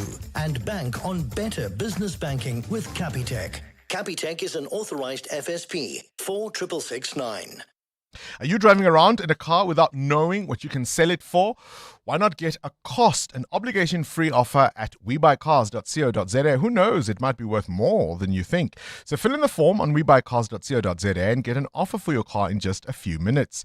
A WeBuyCars consultant will then get in touch to arrange a time to evaluate your vehicle. They'll check your car, take it for a test drive, and give you a final offer. And if you're happy, they'll handle all the paperwork and pay you on the spot, even if your car is still financed. And if you're looking to buy, you can browse thousands of vehicles online, reserve your favorite, or visit a WeBuyCars branch nationwide. So whether you're buying or selling, visit WeBuyCars online or in-store to get started. 702. WhatsApp Bongani on 072 702 1702. Morning, Bongani. Trust me when I say that it is true what is happening in public hospitals. When I had my first child, I experienced some sort of, bad treatment from the nurses.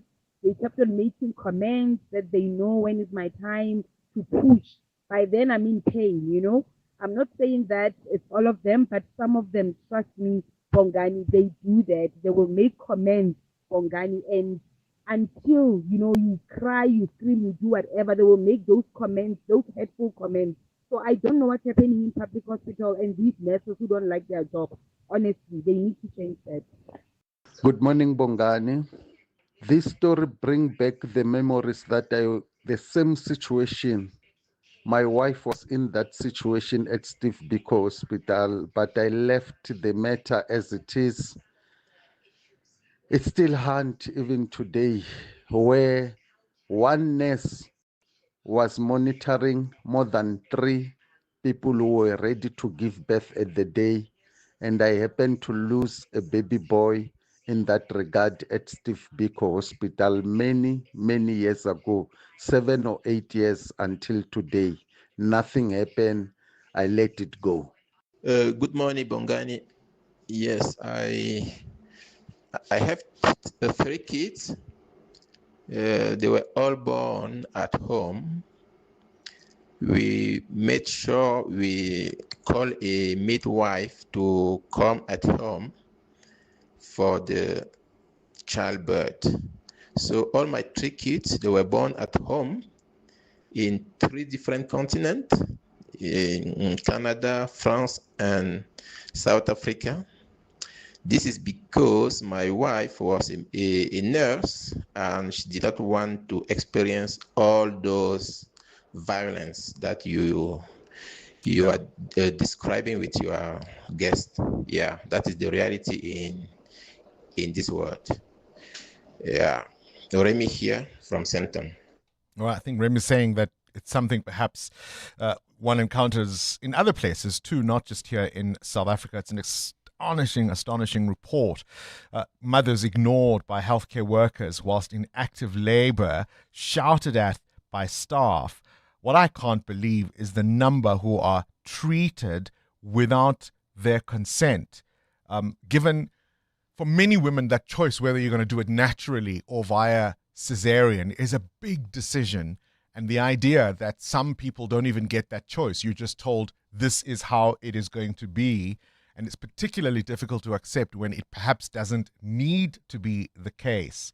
And then even sterilization without the woman's consent. It is absolutely awful. And one understands the resource constraints and the tough working conditions and how absolutely overwhelmed some of these hospital staff might be. But on the other hand, Nigel, where is our humanity, guys? Where's our humanity? 702. What's the question? For 2,000 Rand in cash, What's the Question is brought to you by Outsurance, a chance for you to win, in fact, 3,000 Rand in cash. So first we'll give you 1,000 Rand and then 2,000 Rand for the question. So the 1,000 is for the answer and 2,000 is for the question. SMS out to 45142 now and you could save on your car insurance. If you don't, you can ask Outsurance for 500 Rand. I'm mucking this up because the story is so intense. San, you're in Kibla Park. Sam, I beg your pardon. What's the answer? 75. And tell me, Sam, have you received a quote from Outsurance? I'm a client already. You're a client. 1,000 Rand is coming your way. Good, sir. Thanks to 702 and Outsurance. 1,000 Rand for Sam. The answer, he says, is 75. So what's the question? Call us if you know on 011 883 0702. EWN Sport. Gosh, as an Arsenal supporter, I am extremely nervous as to how close things have got. Cindy Paluta. Yeah. As a footballer and a lover of the English Premier League, you love those tight finishes, don't you? How exciting. How exciting when it comes down to those two last weekends and if the one fumbles and then on the last day everybody kicks off at the same time. Tell you what, do I have a right to sulk? My friend was like, no, City's going to win this. And so at the end, they say, you see, I told you. Do I have a right to sulk? Sulk over your friend. Yes. The way your friend treats Yes. you. Yeah, there are certain people in the office who I do like to avoid on a Monday because it is that feeling of you do know who they're going to be and how they're going to rip you off, etc., etc. Yeah. So I think your sulking is justified. I'll allow this childish behavior because, supporting... being upset over 11 men kicking a sack of leather around a grass field is childish. I'm sulking because I wanted sympathy. I wanted a big hug. From your friends? Yes. No, that you won't get. Because everybody I likes don't want it anymore. It's a strange thing. Everybody likes to point and laugh when the very confident team is doing the worst. Yeah. Right? It's sad. We are horrible. English Premier League title race going down to the wire. This after City beat Arsenal 2-1 with goals from Shirky and Holland on either side of Havertz's equaliser. City now just 3 points behind the leaders, can go level with the win over Burnley on Wednesday. Well, in the fight to finish top four, Aston Villa beat Sunderland 4-3, so they stay behind Man United only on goal difference and 3 points ahead of fifth place Liverpool, who beat Everton 2-1. Vigil with the winner in the 10th minute of added time. At the bottom, Nottingham Forest beat Burnley 4-1 to stay 5 points above the drop zone. Tonight, West Ham plays Crystal Palace. In the Betway Premiership, Magesi moving off the bottom of the table. They got a massive 5-2 win over Durban City. Richards Bay beat TS Galaxy 1-0. Pirates top the table, 2 points ahead of Sunday. Sundowns, but Sundowns have 2 games in hand because on the weekend, Sundowns were busy securing their place in the CAF Champions League final. The Proteas women cruised past India, beating them by 8 wickets to go 2-0 up in the T20 series. Chloe Tryon took 3 for 22 as India were 147 all out. Proteas chasing that down thanks to openers Liss with 57, Wolfart with 54. The next 2 T20s are at the Wanderers this week, Wednesday and Saturday. At the IPL, the Kolkata Knight Riders beating Rajasthan Royals by 4 wickets. The Punjab Kings thrashed Super Giants by 54 runs. The Blitzboks won the Hong Kong Sevens for the first time ever. They beat Argentina in the final 35-7. Yeah, that seemed like... It was weird, One hey? of those things you think haven't we? Because we've won the series quite a few times, you're just assuming Hong Kong was in Yeah. there. In the United Rugby Championship, the Stormers lost to stay second, while the Lions and Bulls both won to keep their playoff hopes alive. The Sharks out of the playoff running now. And in golf, Matt Fitzpatrick got his second PGA Tour win of the season. He beat Scotty Scheffler on the first playoff hole after both had finished on 18 under at the RBC Heritage. Cindy Paluta, Eyewitness News Sport. EWN Traffic. 14 to 8, this EWN Traffic brought to you by the House of Citroen. The all-new Citroen Basalt is here.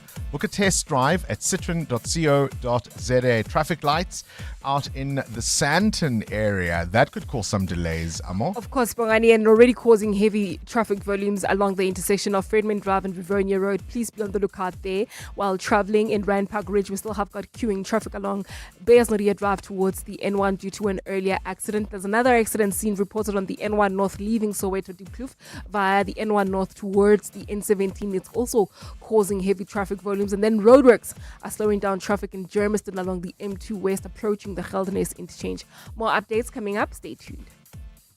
There's more EWN on air, online, and on the EWN app. The all-new Citroen Basalt is here with keyless entry, wireless Apple and Android CarPlay. It's made to look good and make life easy. And that 470-litre boot, it's ready for every outfit change and then some. The all-new Citroen Basalt Coupe SUV from 354,000 Rand. Register now for a limited launch deal assist of up to 40,000 Rand. Book a test drive today at citroen.co.za. T's and C's apply. The Clement Manatella Show on 702. The Clement Manatella Show is about everything. It's about current affairs, family matters, the work environment, your health and wellness, relationship and sex issues that couples face. It's about learning, helping each other, healing, teaching. It's about life in essence. What I like about the 702 family and 702 land is that we are quite intentional about doing life together. We're always pulling through for each other, learning from each other, always teaching each other. We're not scared to disagree, but also we're brave enough to be vulnerable with each other. We just care about each other, and I think that is priceless. The Clement Manatella Show, weekdays from 9 to 12 p.m. This April, the Lyft Golden Ticket Hunt is back, and you have a shot at finding 150,000 Rand in flights across Cape Town, Durban, Joburg, and Pretoria. Clues drop exclusively on Lyft socials, so you'll need to be quick. Watch closely, figure it out, and race to the location. Plus, every Friday, there's a digital ticket to be found, giving everybody a chance to play along.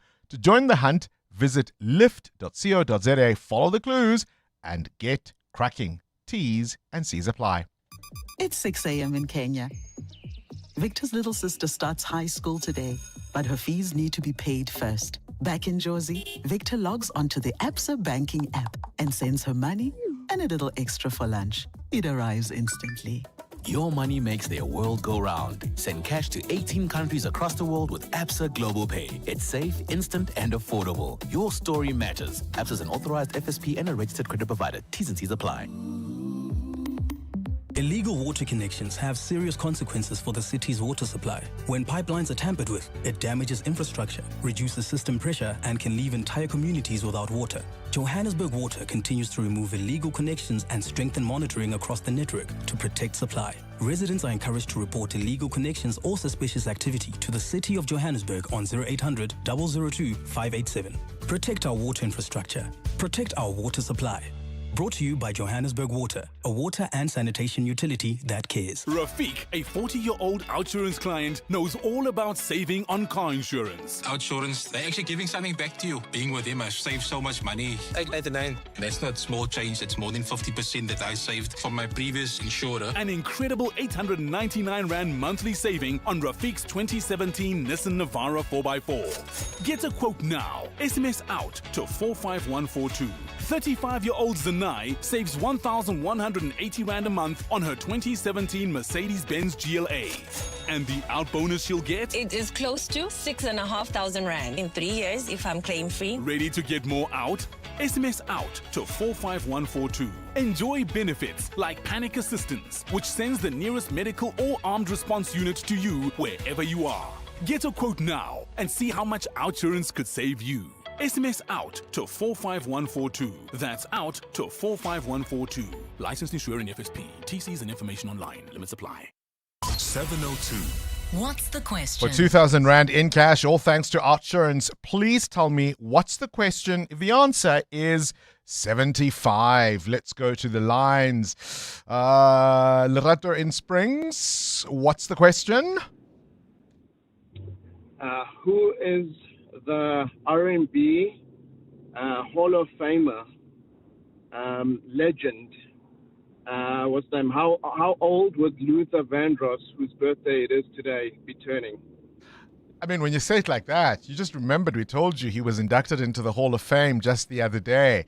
Lerato, when you say it like that, I have to give you this 2,000 Rand in cash, all thanks to Outsurance in 702. Hey, are you a fan?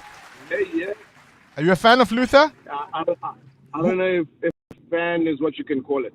Who is today's Luther? Do you think? Sure. I don't know. They don't make them like they used to. No, they don't. They don't. Let's remind you how they used to make them.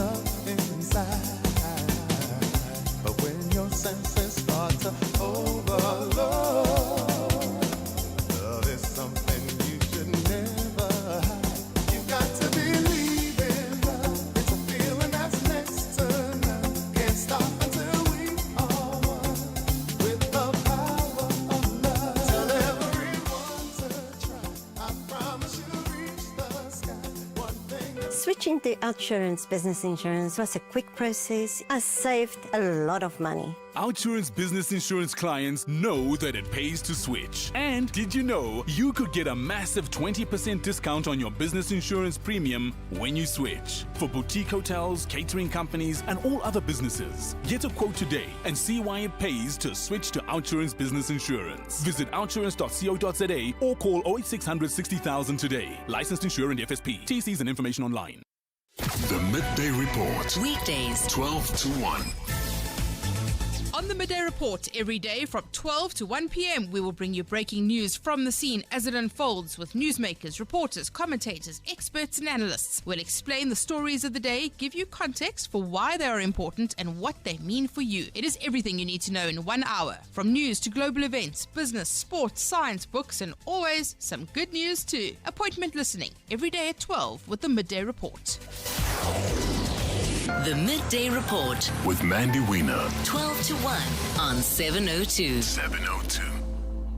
Payroll, VAT, stock arriving before money does, public holidays, late payments, that one expense you didn't plan for.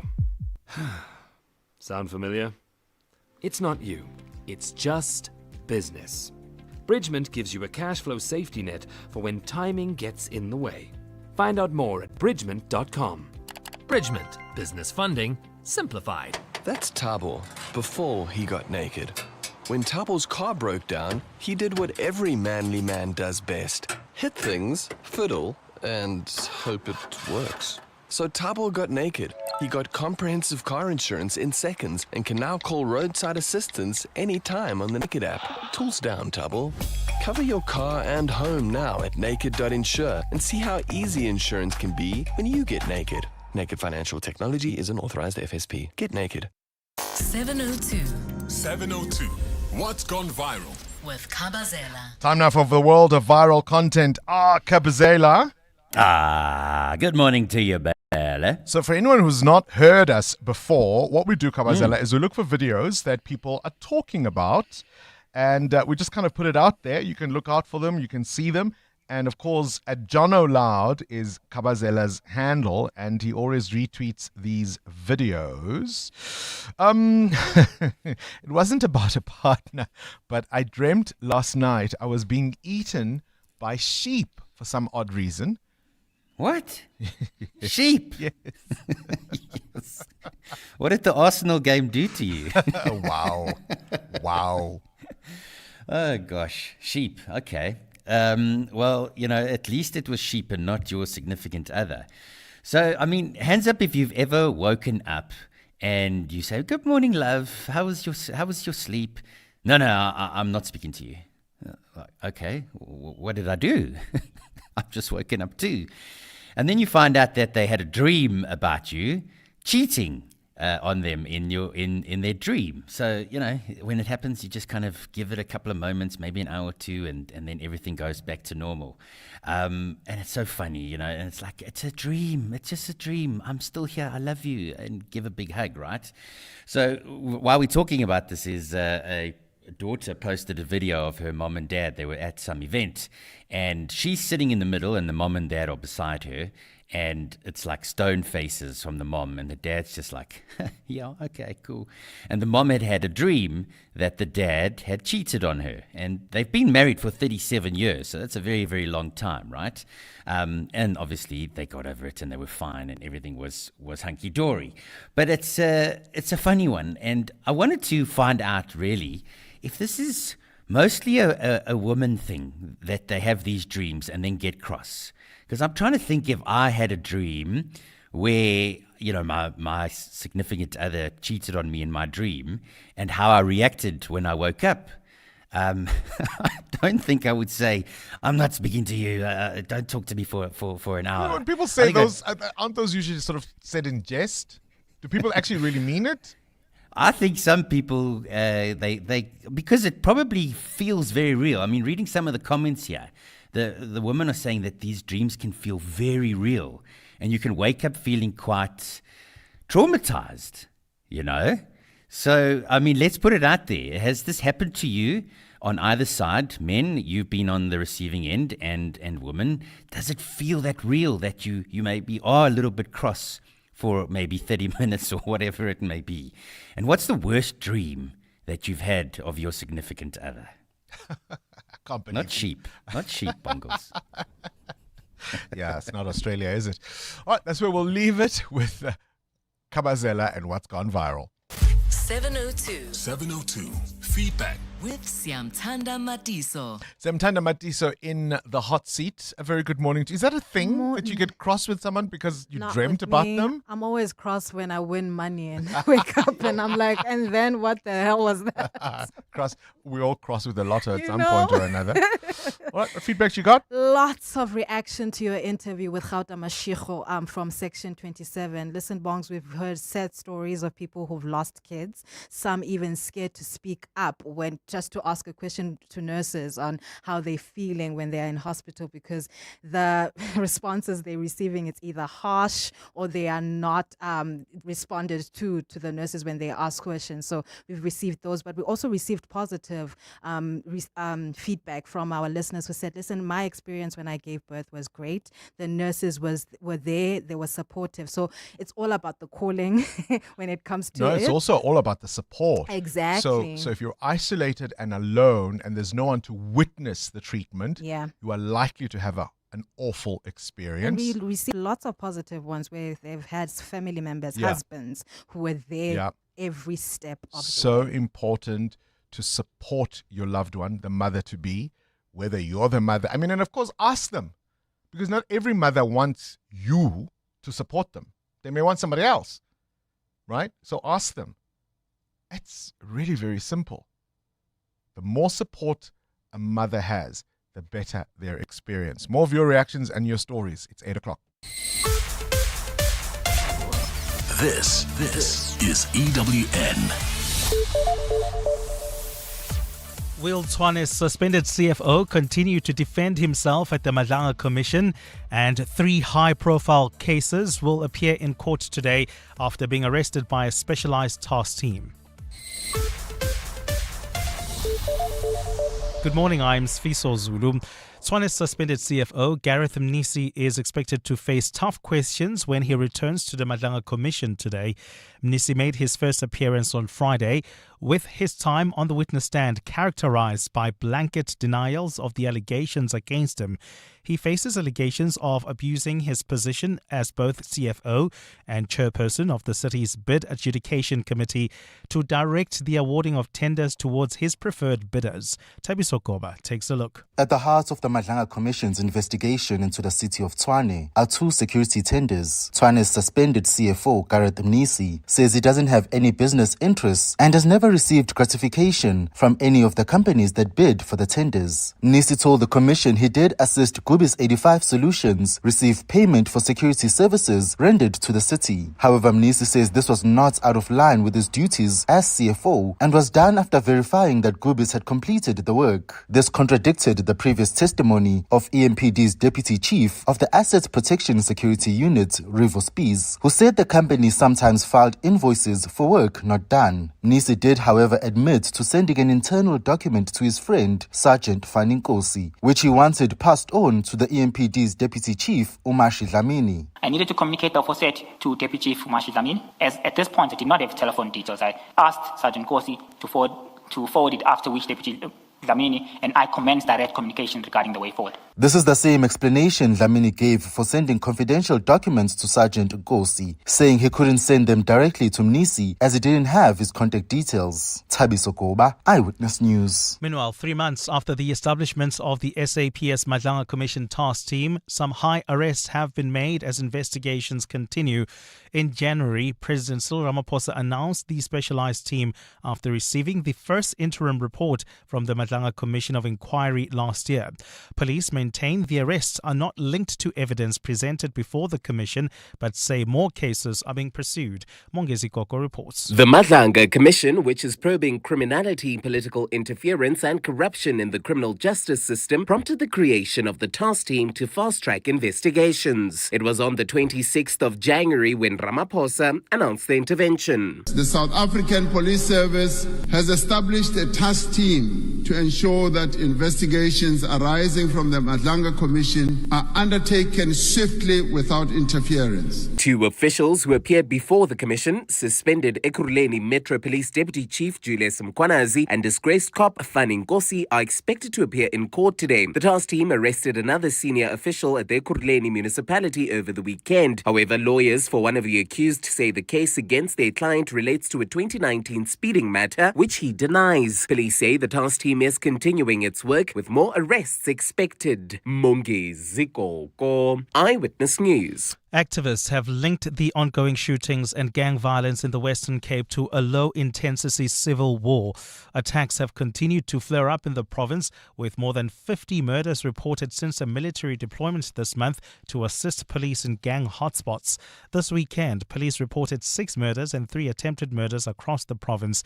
Anti-gang activist Imran Mukaddam says communities are caught in an ongoing war. We cannot carry on at this rate. We are in the midst of a low-intensity civil war. Our casualty rates are higher than many war zones. He's called on government to address the socio-economic conditions that breed violence in poorer communities. We need to look at how we can address the chronic unemployment in the Western Cape. We need to look at how we can address the abject poverty in the Western Cape, especially Cape Town. We need to look at how our school dropouts and how youngsters are not in school that should be in school. In the US, a man has shot dead 8 children, 7 of them his own, in an incident of domestic violence. 2 women were shot and seriously injured, including the mother of some of the slain children. The attack yesterday left 3 boys and 5 girls aged between 3 and 11 dead. Police identified the gunman as 31-year-old Shamar Elkins. The police's Corporal Chris Bordelon says the attack spanned 3 locations in the state of Louisiana. This is a rather extensive crime scene spanning between 2 residences here. There is also another residence on Harrison Street that is part of this crime scene as well. Right now we have at least 10 individuals that were struck by gunfire last night in a domestic disturbance. 8 of these individuals are deceased. The ranges. Gold is trading at $4,783.82 an ounce. The rand is at 16.41 to the dollar, 22.13 to the pound, 19.28 to the euro. Brent crude oil is at $95.36 a barrel. And in the traffic, we've got delays on the Maikwaan North between the Killarney Bends and Greyston Drive. There's also queuing traffic reported on the N3 North approaching the Baku interchange coming out of Marlborough Drive. And in your sport, Manchester City beat Arsenal 2-1 to stay 3 points behind the league leaders. Magesi thumped Durban City 5-2 to move off the bottom of the table. The Proteas women humble India by 8 wickets in the second T20. And a first Hong Kong Sevens win for the Blitzboks. A partly cloudy day in store for Gauteng with scattered showers and thunder showers. The temperatures will peak at highs between 25 and 26 degrees. The top story in EWN this hour. Tswane's suspended CFO Gareth Mnisi is expected to face tough questions when he returns to the Madlanga Commission today. EWN, in touch, in tune, and independent. For the latest, visit ewn.co.za or download the EWN app. This is Breakfast with Bongani Bingwa on 702. Let's walk the talk.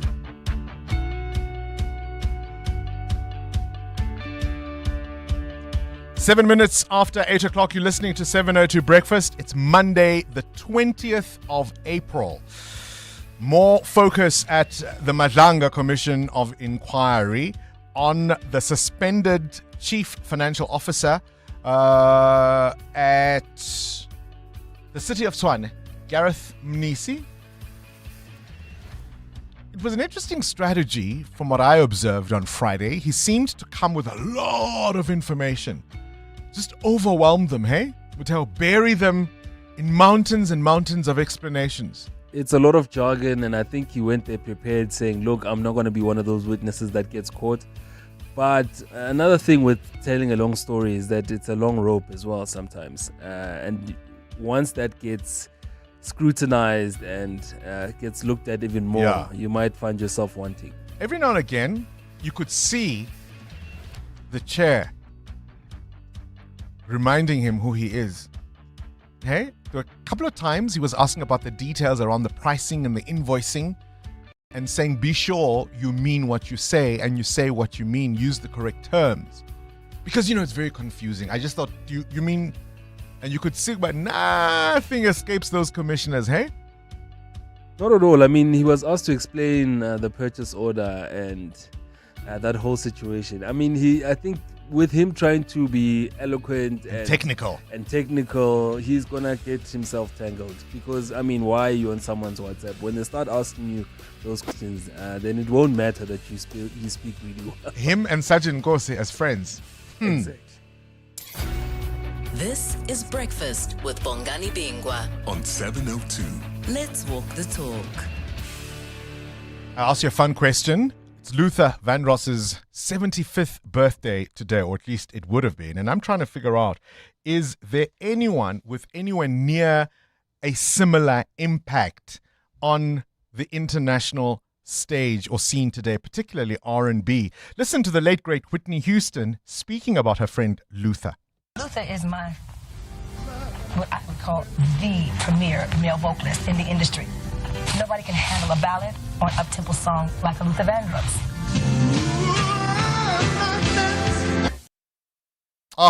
Luther Vandross. May he rest in peace. Dreaming about your partner cheating and being upset with them? Is that a wife thing? Kabazela wants to know. Muteo? Not talking to your partner because they did something bad in a dream? Luckily, have you ever experienced we've never that? had that situation, and I hope we don't, because I would just laugh. You've never not been spoken to? No. Because somebody else had a dream. No. Amo? I can see my husband getting mad at me because he had a dream and not me. Not you. I'd easily be like, whatever. Yeah. Gosh, Asanda, you're in Kempton Park. Tell us your story. So I know two people who have dreamt of their partners cheating on them, and it ended up coming true. So they weren't mad, but they just followed, the dream. Say, okay, let me wait and see, and it turned out to be true. So I I get partners who get upset because they had such dreams, Ooh, so it becomes like a premonition, and that's why they get upset. Exactly, yeah. And they're not very spiritually gifted, but I mean, it has happened to two people I know, so yeah. Wow, that is quite extraordinary. Interesting, yes. All right, Asanda, thank you very much. Asanda in Kempton Park. Lindy, you're in Soweto. You want to talk about experiencing motherhood and hospitals. Good morning.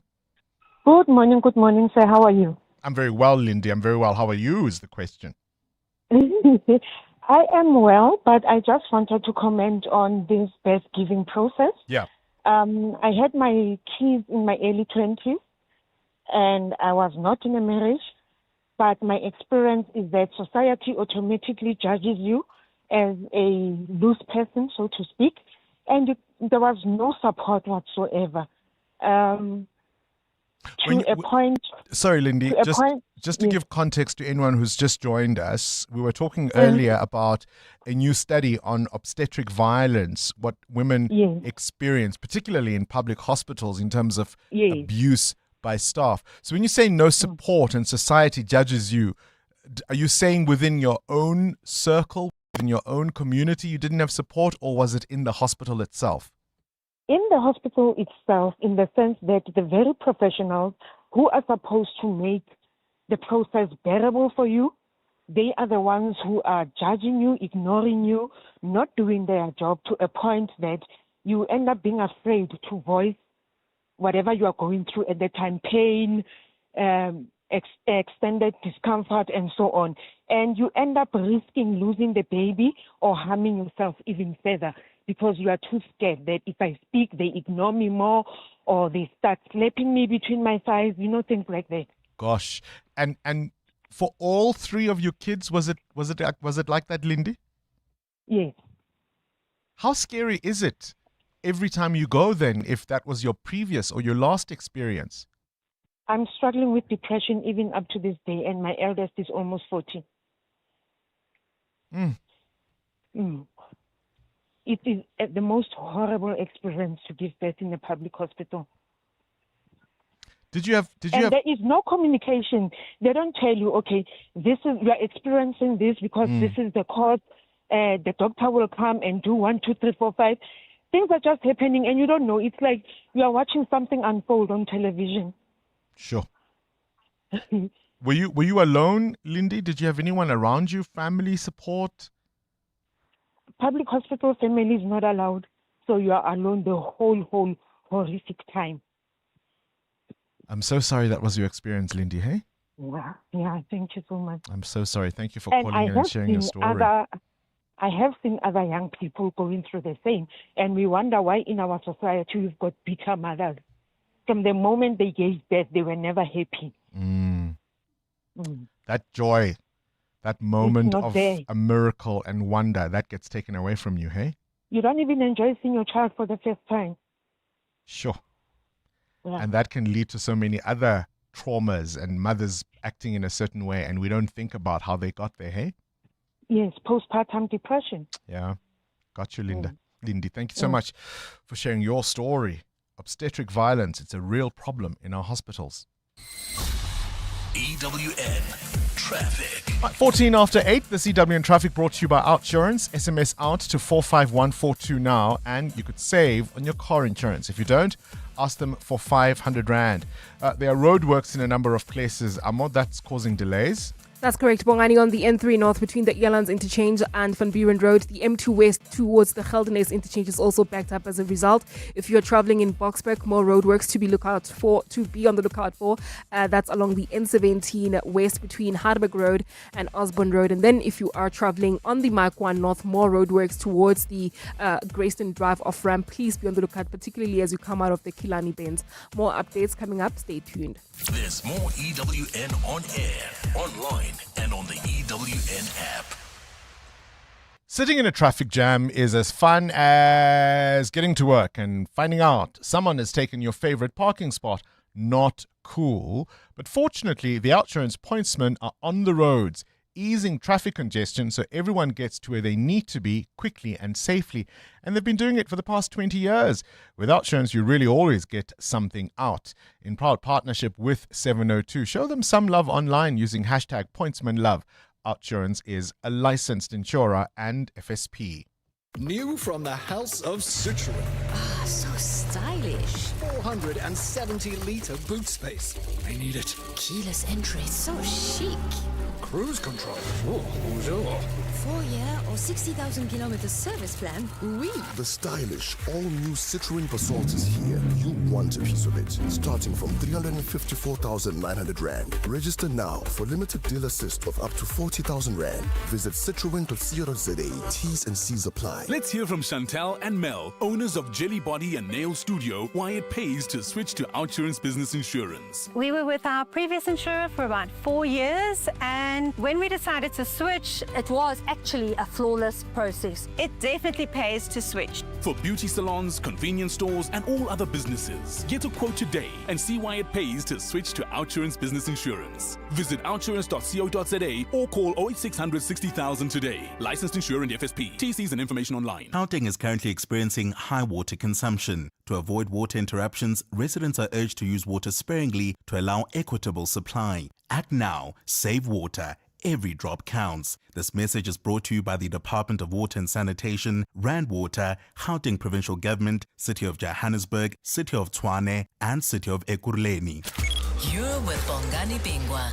702 weekday mornings, 6 to 9 a.m. Let's talk football now. 17 minutes after 8 o'clock. South African football could be heading for a major shake-up. Bennet Bailey officially throwing his hat in the ring to challenge the long-time SAFA Supremo, President Danny Jordaan. Bennet says he represents a new face the game desperately needs. It comes amid growing tensions inside the South African Football Association, questions around leadership and calls for better development in youth and women's football. And also, of course, as Danny Jordaan faces legal challenges. Bennet Bailey joins us now, the South African Football Association Vice President, on the line. A very good morning to you and welcome to 702 Breakfast. Hi, thank you. Good morning and thank you for having me. Others have taken Danny Jordaan on before, and in football terms at least, not many have survived to tell the tale. I'm fully aware of that. I'm fully aware. Why you? Why do you think you might prevail? I'm saying that this is the time. when we look at football and what football need at this moment, and I use I'm also the president of SAFA Cape Town. Now, Cape Town has been very flourishing. We got the kid sponsor. We've got a lot of things. We've turned the organization around financially, player-wise. Our women's football has grown. And these are elements which are needed currently at national level. And I'm saying that because I'm bringing that experience, and it's not wishful thinking. I'm bringing real-life experience to the table. I'm saying I'm that person. SAFA, for a very long time, has faced all kinds of criticism, particularly in terms of how local football has been run in this country. There have been all sorts of issues around the running of SAFA, particularly, of course, around fraud and corruption. We know Danny Jordaan is embroiled in a number of legal struggles. What is your view on what has been unfolding at SAFA? I'm saying that, and I'm one of those people. I'm an accountant by qualification, and I tell people, when you make those noises about fraud, bring those evidence, bring it to the fore. And therefore, I'm following these cases which are now in court. And I was there also at one stage. When I say at one stage, I was for another meeting, and Danny's appearance was the following day. So I attended that. And I'm following these cases because I also want to know, what is it that we are missing? Maybe someone is seeing something that we do not see. So those things has always been there. What is lacking is that the interest really in youth football, the pathway is not clear in itself. We have youth football being played at various institutions, various local football associations, but that pathway to get them to national level is not clear. And my plan speak to that. So I'm moving away from these noises about corruption to the real issues, which are football. Bennet, hold on. Yeah? Should you move away from those issues around corruption? Because it's one thing to say, "Oh, I'm the new broom, I will sweep the place clean," but some of your critics will say, hang on, you've been a part of the leadership of SAFA, and how is it that you don't see when people like, Willie Muka, for example, laid criminal complaints about what was happening? We've got someone like the PSL chairperson, Irvin Khoza, listed as one of those to testify against Jordaan. What did those people see that you don't? That is why those matters are in court. Let the court pronounce on those matters. Let us, not me and you, add to that. I'm saying in a very different way. I'm saying you've been a part of the leadership, so you're not exactly a new broom. And if anything, it is others who have spoken out against what has happened. And you are sitting in this interview saying, if anybody has evidence out there, you come and bring it, as if you don't have insights into what was going on in the organization of which you are part of the leadership. Now, let me unpack that for you. It's also very important that you investigate the allegations. And when you come on air, you bring that as well. You must remember, I joined this executive in 2018. Willie Muka and those guys have served it predates my arrival. So I do not have knowledge of those things which they are talking about. And that's why I'm following that. Willie Muka's complaint was in 2020. You don't know what he's talking about all these years later? Yes. Now let me tell you, when Willie Muka speak about this in 2020, which dates does he list? Have you done that homework? Hold on. Do that homework. Bennet Bailey, hold on. Yes. I mean, of course, some of these things go back even right to the World Cup in 2010. I'm fully aware of some of the allegations. What I'm saying to you... Now that's why you must also listen to what I'm saying. I'm saying I joined this executive in 2018. Yeah. So those things which happened in 2010, 2013, whichever date is given, it predates my arrival. Sure. So I'm following that. So I'm saying to you, I heard you loud and clear the first time. Thank you. The first time I got you. I'm saying to you, if you arrived in 2018, complaints were laid just a year or two after your arrival. all these years later, 6 years down the line, is it your position that hear no evil, see no evil, you know nothing? No, I'm not saying that. I'm saying those allegations are made. Those allegations are in court. Let's wait for the court to pronounce on it. That's what I'm saying. How do you respond to the criticism that we'll just be swapping chairs on the deck here? It'll be more of the same at SAFA, even under your leadership, should you win? We should allow anybody to make statements. But the proof is in the pudding in itself. I'm saying that what I'm bringing to the table is different to what is there now. And therefore, you can ask even people about the success rate of SAFA Cape Town at this moment. That is what we're bringing to the party. Right. Most of the team, even in the women's team, comes from the Cape Town. When we look at the youth team, the successful under-20 team, 7 of them are from Cape Town. And that is the success that we're going to bring to the national office if and when I take office. All right, Bennet Bailey, we'll certainly want to talk to you should you prevail, hey? That I'm fine with that. All right. SAFA Vice President Bennet Bailey there on the line. Vying on for that hot position, will he be the one to prevail against Danny Jordaan?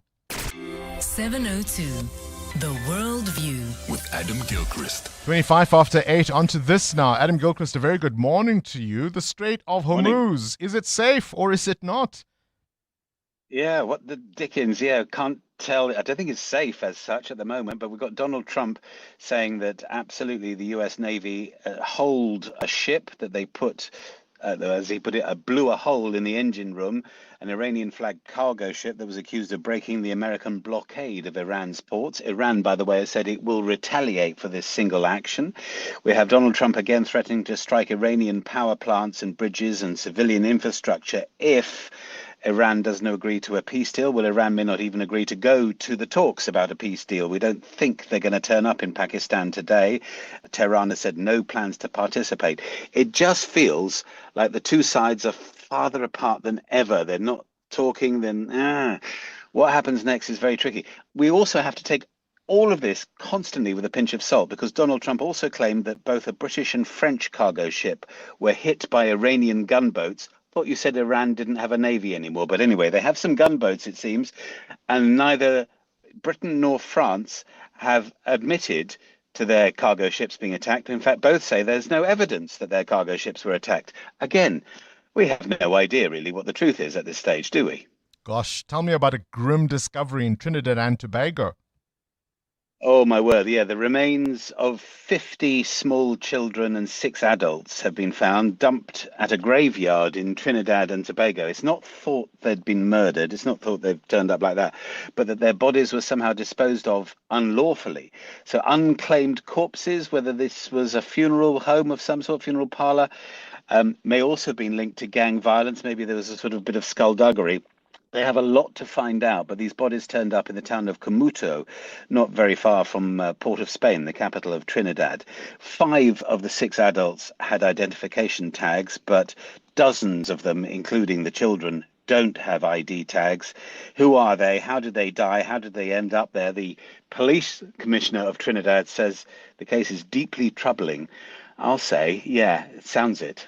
It definitely does, especially when you think of the number of infants and the rates of crime in that part of the world. Adam Gilchrist with this morning's World View.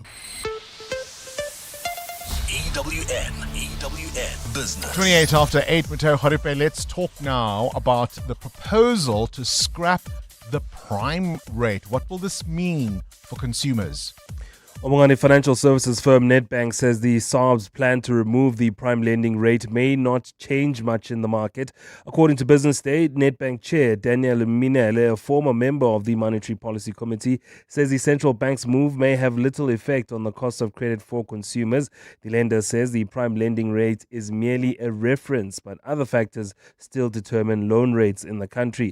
The South African Reserve Bank is actively seeking to phase out the prime lending rate as the primary benchmark benchmark for consumer and business loans, targeting a potential transition by 2027. Now, the central bank proposes replacing it with the direct repo rate to increase transparency in interest rate changes. Now, the prime lending rate has been fixed at 350 basis points above the country's repo rate since 2001. So it would be basically removing 350 basis points on the rate, which the SARB feels would be a bit more of a reprieve for consumers. The central bank proposes replacing it with the direct repo rate, something that could hit around 6 trillion rand in customer loans. So essentially, you said earlier, if your credit score is doing great, this will be good news for you. If not, perhaps not so much. Perhaps not so much, because repo rate is 6.75. The bank could add whatever amount given on your risk profile as a credit seeker. So. But it's tricky because there are also structural, historical issues that have been baked into who gets what rate. What rate, yeah. Whether you have collateral, how risky you are, where you stay, things like that. Not what you look like, eh? Where's the rand? What does the rand look like? It's looking not Is so it black good or white? this morning. Down half a percent, 16 rand 40 against the US dollar, 19 rand 27 against the euro, and a 22 rand 13 cents against the British pound. Price of gold at $4,790 an ounce, or platinum is at $2,091. Brent crude up 3.5% at $95 a barrel. Stephen Crotus with more this afternoon. You're watching our YouTube live stream. Yes, Muteo does blush.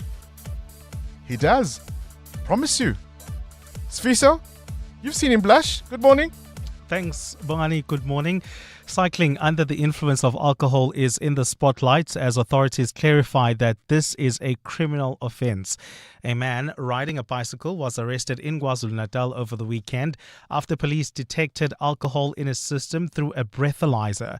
The Transport Department is reminding road users that cyclists are also subject to the same laws as motorists. Mongezi Koko takes a look. Drunk and cycle, and you could end up in handcuffs. KZN's Transport Department says officials acted within the law under the National Road Traffic Act 93 of 1996, which defines a vehicle to include a bicycle and prohibits any person from operating it under the influence of alcohol or drugs. This means cyclists can be stopped, breathalyzed and face arrest, just like motorists if they are found to be impaired on public roads. KZN Transport spokesperson Dabezinhle Sibia. Total of 5,689 motorists have been arrested since the 15th of August 2025. They were removed from our road networks before they could kill innocent people and in the process create orphans and widows. Sibia says the message is clear. Whether you're behind the wheel or on two pedals, intoxicated road use puts lives at risk and will be dealt with. Mongezi Koko, Eyewitness News. The Gauteng Health Department has raised concern over a sharp increase in malaria cases and related deaths across the province. 414 cases and 11 fatalities were recorded in the first quarter of the year, which is a significant increase compared to the same period last year, which recorded 230 cases and 1 death. Health officials say the rise signals higher transmission risks, often linked to travel to malaria endemic areas, including Mozambique, Zimbabwe, and Malawi. Malaria is a mosquito-borne disease that is preventable and treatable, but authorities warn that delayed diagnosis and treatment can lead to severe illness and death. Residents are being urged to seek immediate medical attention if they develop symptoms such as fever, chills, headache, and fatigue. The department's Debuho Machokocha. The Gauteng Department of Health urges the residents to take proactive steps to protect themselves and their families. The department continues to monitor the situation closely. Justice Minister Mamluko Kubai and her deputy Andrew Snell are expected to meet with legal practitioners in Pretoria this morning to strengthen collaboration and encourage transformation in the legal sector. The department says the meeting will focus on discussions about empowering previously disadvantaged professionals. The minister's spokesperson, Terence Manasseh, says there are ongoing efforts to ensure fairness in how state legal work is allocated. As the primary guardian of the Constitution, the Department of Justice continues to uphold constitutional values, the rule of law and human rights, while fostering a legal profession grounded in fairness inclusivity, and transformation. And Spain's Prime Minister Pedro Sanchez says his government will ask the European Union to terminate its agreement with Israel, accusing it of violating international law. Sanchez made the comments at a political rally, saying a country that breaches international law cannot be a partner of the EU. The EU-Israel Association Agreement serves as the global basis for bilateral relations, establishing a free trade area for industrial goods, among other agreements. Spain has been critical of Israel Prime Minister Benjamin Netanyahu's government over the war in Gaza and strikes on Lebanon. Sanchez says the proposal will be formally presented to EU leaders this week, and he's urged other member states to support it. Israel has hit back with Foreign Minister Gideon Saar accusing Spain of hypocrisy, saying it has no right to criticize Israel while it maintains ties with what he calls a totalitarian regimes, including Venezuela and Turkey. A partly cloudy day in store for Gauteng with scattered showers and thunder showers expected. The temperatures will peak at highs between 25 and 26. And in the traffic in Sandton, Catherine Street, an accident right near Grayston Drive. It's causing delays. Please be on the lookout there while travelling on the M1 South, queuing traffic between the Baku interchange and Grayston Drive due to roadworks. The top story this hour, drunk cycling is in the spotlight as authorities clarify that riding a bicycle under the influence is a criminal offence. Running a truck fleet business in this economy is tough. Fuel, maintenance, staff, the costs never stop. That's why I switched to My Way Business Insurance. Now I save up to 20% on my insurance premiums every month. These savings go a long way to keeping my fleet on the move. Switch to My Way Business Insurance and save up to 20% on your trucks and buses. Real businesses, real savings. Call us on 0860 646464 for a quote today. My Way is a licensed non-life insurer and FSP. Standard rates and T's and C's apply. Did you know that you are entitled to buy a new, demo, or used car without a service or a maintenance plan? You can also use an independent workshop for all servicing and maintenance needs without your warranty being automatically voided. Independent workshops are entitled to all technical info and parts needed to work on your vehicle, so you can shop around for the best price and service. Right to Repair. It's your choice. Visit righttorepair.org.za. 702. WhatsApp Bongani on 072 702 1702. Bongani and the 702 lenders. It happened to me at some point. I dreamed and I confronted my then girlfriend to say, hey, I dreamed about you. She asked me a question. Did you recognize the face? I said, what? I said, no, man, there's still more to tell you of the dream. But there was nothing. After that, we separated because she couldn't wait to hear what's more. Hey, good morning, Bongani. You know, my wife had a dream about me cheating, and then she was crying in her dream. So I woke her up and said, what is it? He said, no, I was dreaming about you cheating. And then I laughed it off. She became upset. She was upset. No, you were cheating. And then you laugh at me. No. I said, no, it was a dream. So you don't have to take it serious. So yeah, Tabiso from Middle. Hey, the story of my life. Good morning, Bongani and the team. Bongani, the story about the dream. So I've been dating my partner for like what now? For I think 4 years. So we're really in love, right? But she always has those dreams. So this other time she woke up and she told me that she dreamt of me cheating on her. I'm like, you know that will never happen. Come on, we're happy. And she was mad. I had to explain myself. I'm not going to cheat on you. I wouldn't cheat on you. Okay, fine. Everything became okay. Hey, Bongani, the reset button was pressed when we came across an ex of mine. She was like, this is the person I saw in the dream. Yo! Hey, Bongani! And it's mostly women. You know, women. All right, the reset button, what do you mean? Well, he did say they're still together. He said, my partner. What an extraordinary thing. Kabazela's story is about women who have dreams of their husbands and then really genuinely get upset with them in real life because the husband did something bad in the dream. Someone now suggesting it might be a premonition. Okay. You are cross with me because of something I did in your dream. What do you mean, Cindy Yes, Paluta? absolutely. So this is a perfectly reasonable thing. My husband has these dreams not regularly, but quite often. And when he wakes up, you must know the mood he's in with me for the rest of the day. I go, it wasn't me. It wasn't me. And he'll be like, yeah, sorry, no, I'm like, you okay, just go back to bed and have a different dream and wake up. But there was one night where I dreamt that he cheated. Yeah. And he woke up in the morning and then I just punched him in the arm. I just punched him. I said, Doof. He said, what? I said, you cheated. And then it's a weird feeling because It when you feels so wake up, that feeling still feels there. It's not like, so sometimes if you have a good dream, you wake up, you're in a happy mood, right? So that's the same kind of like anger and upset and whatever that you feel. So how are you supposed to just let that go? It's a dream. Yeah, it's a dream, but I can still be cross with you. And then you have to reassure me that is not what happened and you will never do that and we have to patch up. Yes. Greetings, Bongani. Trust me, they do that. This government, it's rotten to the core. This Madlanga Commission must not end, Bongani. I tell you, from this corruption, we must go straight to the hospitals and get rid of all of this corruption. They do those things. They are very cruel, Bongani. It's so true. Thank you.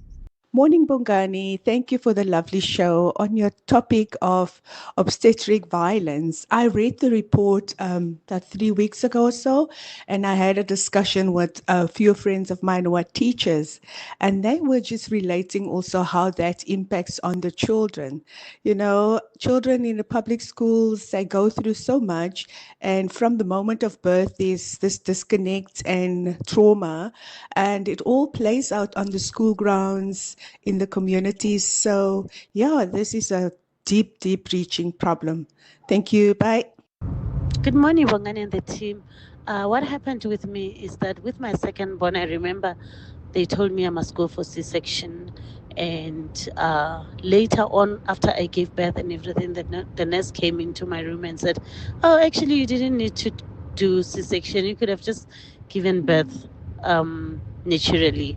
You didn't have that condition that they said you had. Okay. My husband at that time wanted to sue them, but I just felt like, you know what, whatever.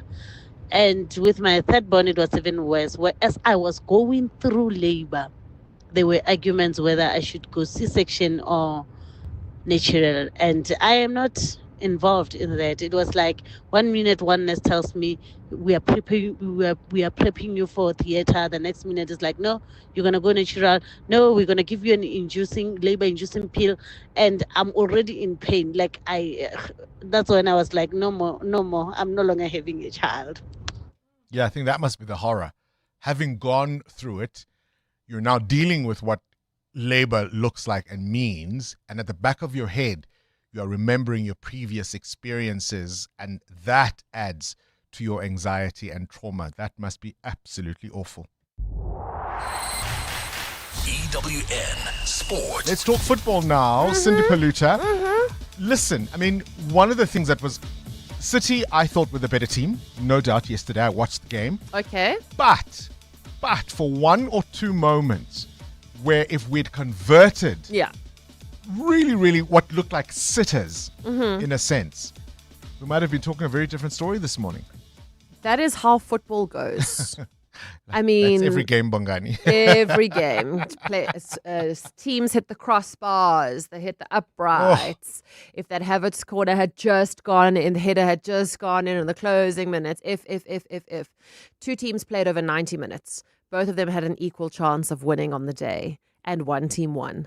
That is sport. Unless you draw, yes, but that is sport. But now the question is, will Arsenal fumble this league? They were 9 points clear in February. And now Tell the people, Bongani, where are they? 3 points. And Yeah. our rivals have 2 games in hand. What? One game. One game. Lucky for you. One game. Yeah. So if Oh, they I'm beat, thinking of Pirates and Sundowns. yes, you're thinking of See, Pirates I'm and dreaming. Sundowns. Oh my gosh! So you have 2 teams See, that are going to fumble see it this my- season. oh, wow. Because Pirates were also in a very good state at the start, weren't they? Jeez, Amo just gave me a death stare. when is Because Clement- where does when Pirates is Clement's come show in? starting? You weren't talking about Pirates. What does Pirates come in? He brought it in. He said, "Oh, I was thinking about Pirates." So Yes. after yesterday, City, with the game in hand, 3 points behind Arsenal, City winning 2-1 with goals from Shirky and Holland. Also, there's that battle to finish top 4. That's also very exciting. That secures a Champions League spot where Aston Villa beat Sunderland 4-3. They're 4th behind Man United on goal difference and just 3 points ahead of Liverpool, who beat Everton 2-1. Nottingham Forest edged away from the relegation zone after a 4-1 win over Burnley. Tonight, West Ham plays Crystal Palace. At home, also in the league, Magesi out of the Premiership relegation zone. They thumped Durban City 5-2. Richards Bay got a crucial 1-0 win over TS Galaxy. And this is where Orlando Pirates comes in. They top the table, 2 points ahead of Sundowns, but Sundowns have 2 games in hand. Sorry, Sundowns were just busy securing CAF Champions League final positions on the weekend. That little matter of the most important club football competition on the continent. Yo, they're going to get a star. Proteas women are 2-0 up in the 5-match T20 series. India, they beat India by 8 wickets yesterday, including Chloe Tryon's 3 for 22. Superb knocks from the openers. Liss with 57, Wolfhard with 54. The next 2 T20s are at the Wanderers this week, Wednesday and Saturday. At the IPL today, the Gujarat Titans take on Mumbai Indians. Yesterday, Punjab Kings cement their place at the top of the table with a 54-run win over Super Giants. Kolkata Knight Riders got a shock 4-wicket win over third-place Rajasthan Royals. The Blitzboks won the Hong Kong Sevens for the first time ever. They beat Argentina in the final, 35-7, while the women finished 12th overall. Well, in the United Rugby Championship, the Stormers stay second on the table despite losing. Victory for the Lions and Bulls keeps their playoff hopes alive. And in golf, Matt Fitzpatrick beat Scotty Scheffler on a playoff to win the RBC Heritage after both players had finished on 18 under. Cindy Paluta, Eyewitness News Sport.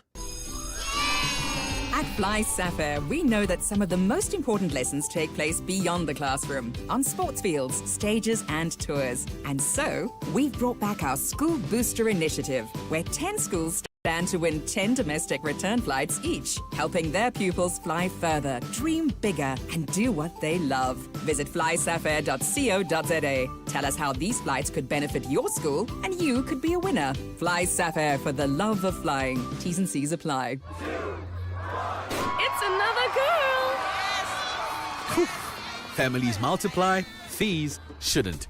With Ultimate Banking, you get support for every chapter. Get discounted banking for your spouse and give each of your children a head start with a Mega U account. Because as your family grows, your banking should keep up. Apply online. Your story matters. ABSA. Terms and conditions apply. ABSA is an authorized financial services provider. EWN Traffic. All right, let's wrap up the morning's traffic. It's been a busy one. Roadworks, delays everywhere. Amo?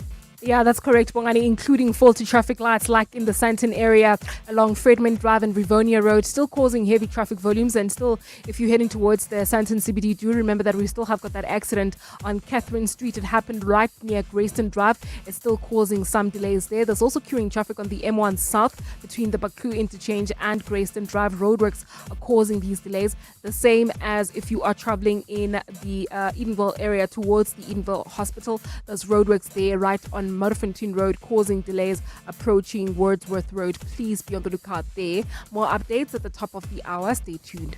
There's more EWN on air, online, and on the EWN app.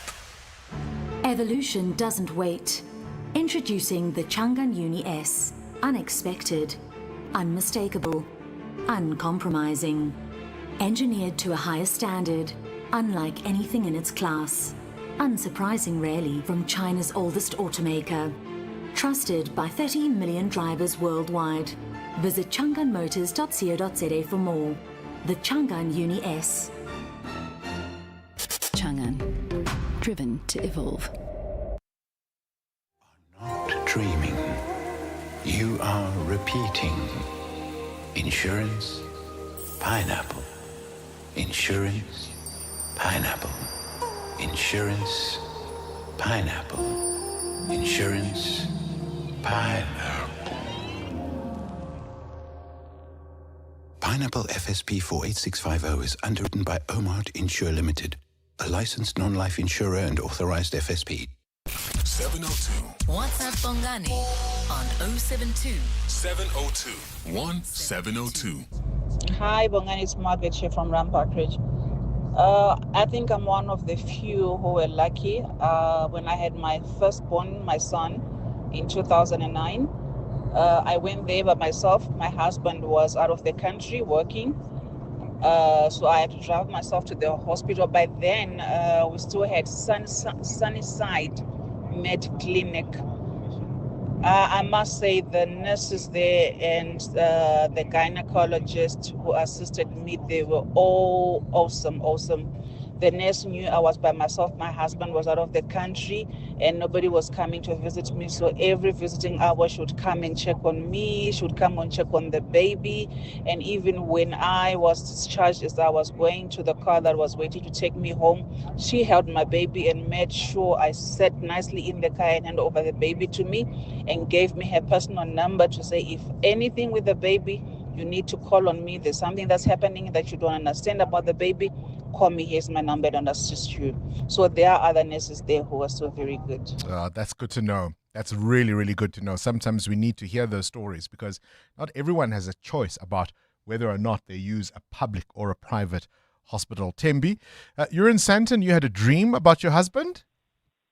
Yes, he's my ex now. Oh, dear. Yes, I dreamt of him having a baby. And I told him in the morning. Yeah. He nearly fell off the bed because of the shock. And that shocked me. I did not understand why was he was he so shocked? Yeah. Only to find out later that he was cheating and he had impregnated a lady. And you saw it in your dream? So some of these dreams are real, eh? Not all of them. Hi, Tembi. Yeah, boo. Goodness me. Yes. I won't be lying to you anytime soon, hey? Done. All right, Tembi in Sandton. Coming up on the Clement Manatella Show on 702. All right, very quickly, let's find out from Clement, who is at an outside broadcast today. Where are you, Clement, and what's happening on the show? We are here in Sandton, not too far from where you are, at our studios. We are live from Gibbs today, the Gordon Institute of Business Science in Sandton. This is where the Education Summit 2026 is taking place, hosted by Inside Education. So the whole idea of the summit is to address some key structural challenges in South Africa's education pipeline. So we've got a few guests we'll be talking to on the show, including the Minister of Higher Education, Buti Manamela. But on the open line, we will talk about Julius Mkhwanazi's appearance in court this morning. We'll also touch on Sisisi Tolashe, the president of the ANC Women's League, and her explanation to the ANC's Integrity Commission regarding those vehicles that were donated to her. How crazy is that? It really reads like a movie. And so I'm going to bring back the ANC Women's League at 10 o'clock because they told me we know nothing about these vehicles that were allegedly donated to us. So they're going to come back and tell us what they think now, given the explanation their president has given.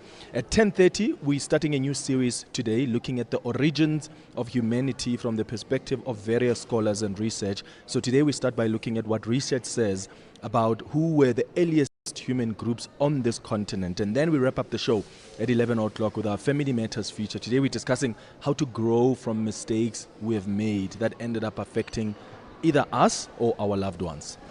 All right, the Clement Manatella Show between 9 and 12. Hey, Palis, where you been? Gemstar, just got back from New York and London. Nice. Must have been rough working from hotel rooms. No, friend. I was at WeWork the whole time. Everything I needed. Still blows my mind how big this place is. I know, right? WeWork Rosebank is like 6 floors. Private offices, hot desks. I love that you can choose. Wi-Fi that never lets you down. My team doesn't want to go home anymore. WeWork, 24/7 co-working spaces. Book your free WeWork tour at Rosebank, Sandton or Cape Town. WeWork.co.za. Made for work, built for business.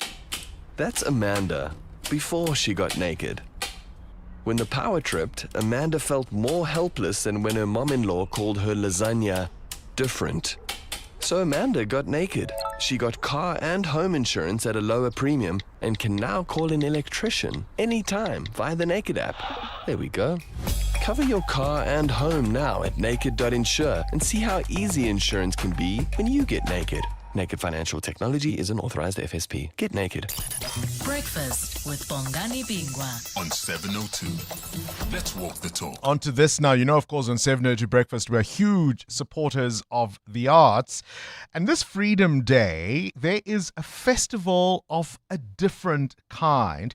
The award-winning artist and cultural activist Nomsa Mazwai is launching Soberfest. This is a family-friendly music and wellness festival taking place on the 26th of April at the Soweto Theatre. But it's not your typical festival, because this is all about clean living and being sober. Hence, it is called the Soberfest.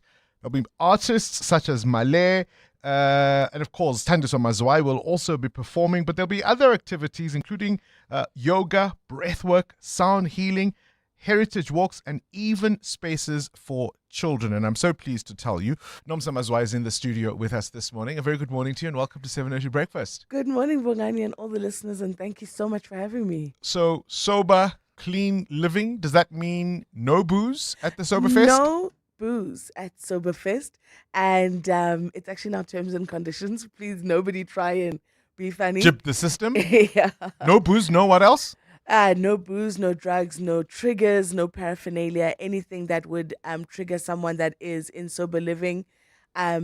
So that is why we've created the festival. You know, many families in South Africa are affected by addiction. Addiction is not only felt by the addict, it affects the family of the addict as well. And, you know, when somebody goes into recovery, when they come out of rehab or, the first stages of being clean, it's really hard to stay clean because there's just so many triggers around you. Yeah. So all family celebrations have alcohol, and so it becomes difficult for addicts to recover and stay recovered. And so I wanted to create a festival where people could come and have a festival experience. Great without the substances. Acts, great lineup, with no substances. And for that to be open to all families, the sober curious, people that are living in sobriety.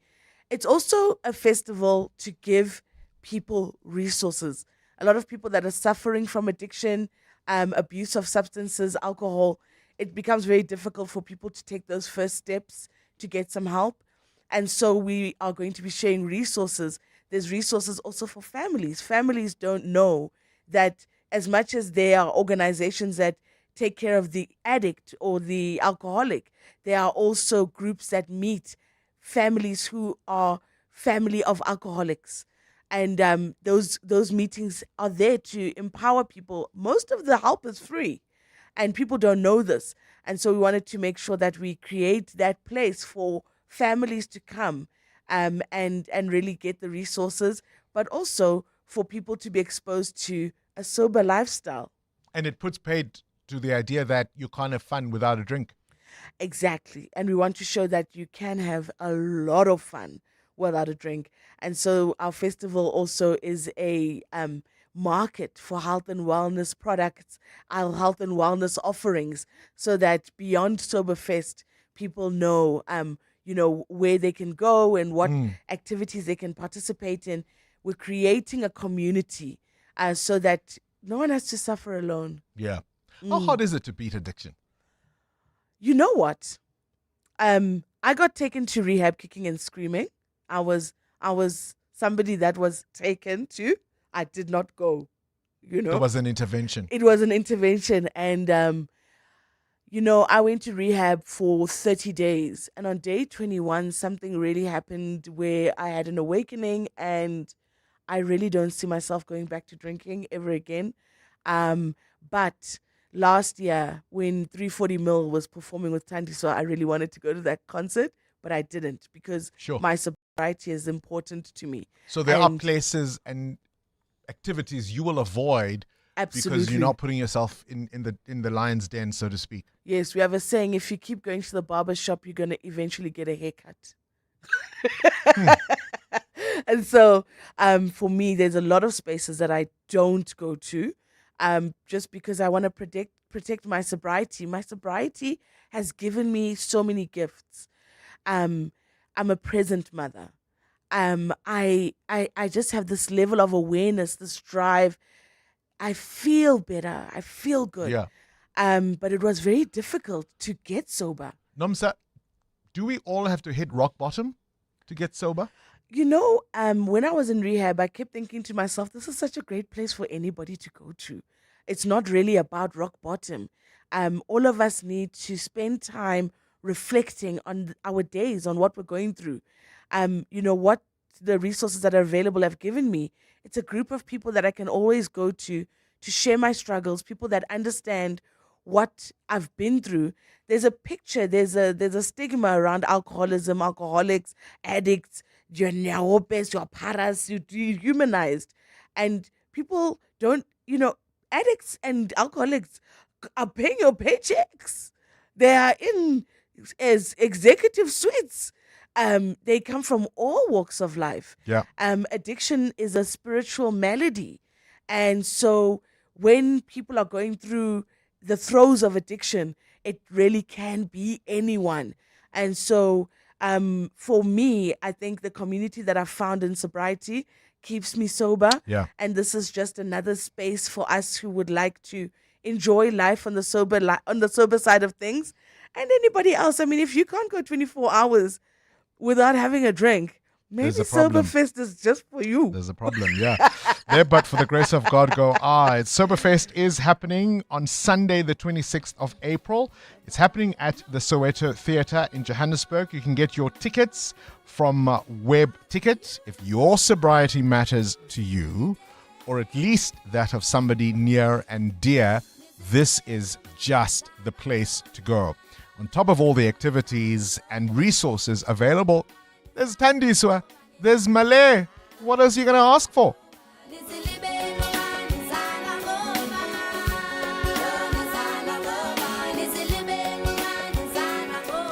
Gosh, let me not steal any more of Clement's time. The Clement Manatella Show starts now. This is EWN. Good morning, I am Sfiso Zulu. Tswane's suspended CFO Gareth Mnisi is expected to face tough questions when he returns to the Madlanga Commission today. Mnisi made his first appearance on Friday, with his time on the witness stand characterized by blanket denials of the allegations against him. He's accused of abusing his position as both CFO and chairperson of the city's bid adjudication committee to direct the awarding of tenders towards preferred bidders. Tabiso Goba reports. At the heart of the Madlanga Commission's investigation into the city of Tshwane are two security tenders. Tshwane's suspended CFO, Gareth Mnisi, says he doesn't have any business interests and has never received gratification from any of the companies that bid for the tenders. Mnisi told the Commission he did assist Gubi's 85 Solutions receive payment for security services rendered to the city. However, Mnisi says this was not out of line with his duties as CFO and was done after verifying that Gubis had completed the work. This contradicted the previous testimony of EMPD's Deputy Chief of the Asset Protection Security Unit, Rivo Spies, who said the company sometimes filed invoices for work not done. Mnisi did, however, admit to sending an internal document to his friend, Sergeant Faninkosi, which he wanted passed on to the EMPD's Deputy Chief, Umashi Dlamini. I needed to communicate the aforesaid to Deputy Chief Umashi Dlamini, as at this point I did not have telephone details. I asked Sergeant Kosi to forward it, after which Deputy Dlamini and I commenced direct communication regarding the way forward. This is the same explanation Dlamini gave for sending confidential documents to Sergeant Kosi, saying he couldn't send them directly to Mnisi as he didn't have his contact details. Tabiso Goba, Eyewitness News. Meanwhile, suspended EMPD Deputy Chief Julius Mkhwanazi and a senior Ekurhuleni municipal official are expected to appear in the Boksburg Magistrates Court today. The pair were arrested at the weekend on charges of fraud, corruption and defeating the ends of justice. Mkhwanazi Mkhwanazi, who last appeared before the Madlanga Commission last week, is accused of abusing his position to benefit associates, including alleged crime figure Vusmuzi Kat Matlala. Police, however, say the charges are not linked to the evidence presented at the Commission, probing claims of compromised justice system infiltrated by criminal networks. Nkosi Malinga Mnisi reports. Julius Mkhwanazi was arrested at his home on Saturday by the SAPS Madlanga task team established by President Cyril Ramaphosa to act on evidence emerging from the Commission. However, police insist the arrest is unrelated to the inquiry and that further details will be released today. They have also denied any link to an investigation by IPID into allegations linked to the 2022 killing of Emmanuel Mbenze. Mkhwanazi is also under investigation over his alleged role in the theft of precious stones from a Johannesburg resident, reportedly involving members under his command. The second suspect arrested in Johannesburg yesterday will appear alongside Mkhwanazi in court. Kosi Malinga Mnisi, Eyewitness News. At the same time, the bail hearing of disgraced police officer Fanny Nkosi will continue this morning in the Pretoria North Magistrates Court. Nkosi was arrested during a raid at his home earlier this month by the Madlanga Commission task team. He's been charged for firearm-related crimes, defeating the ends of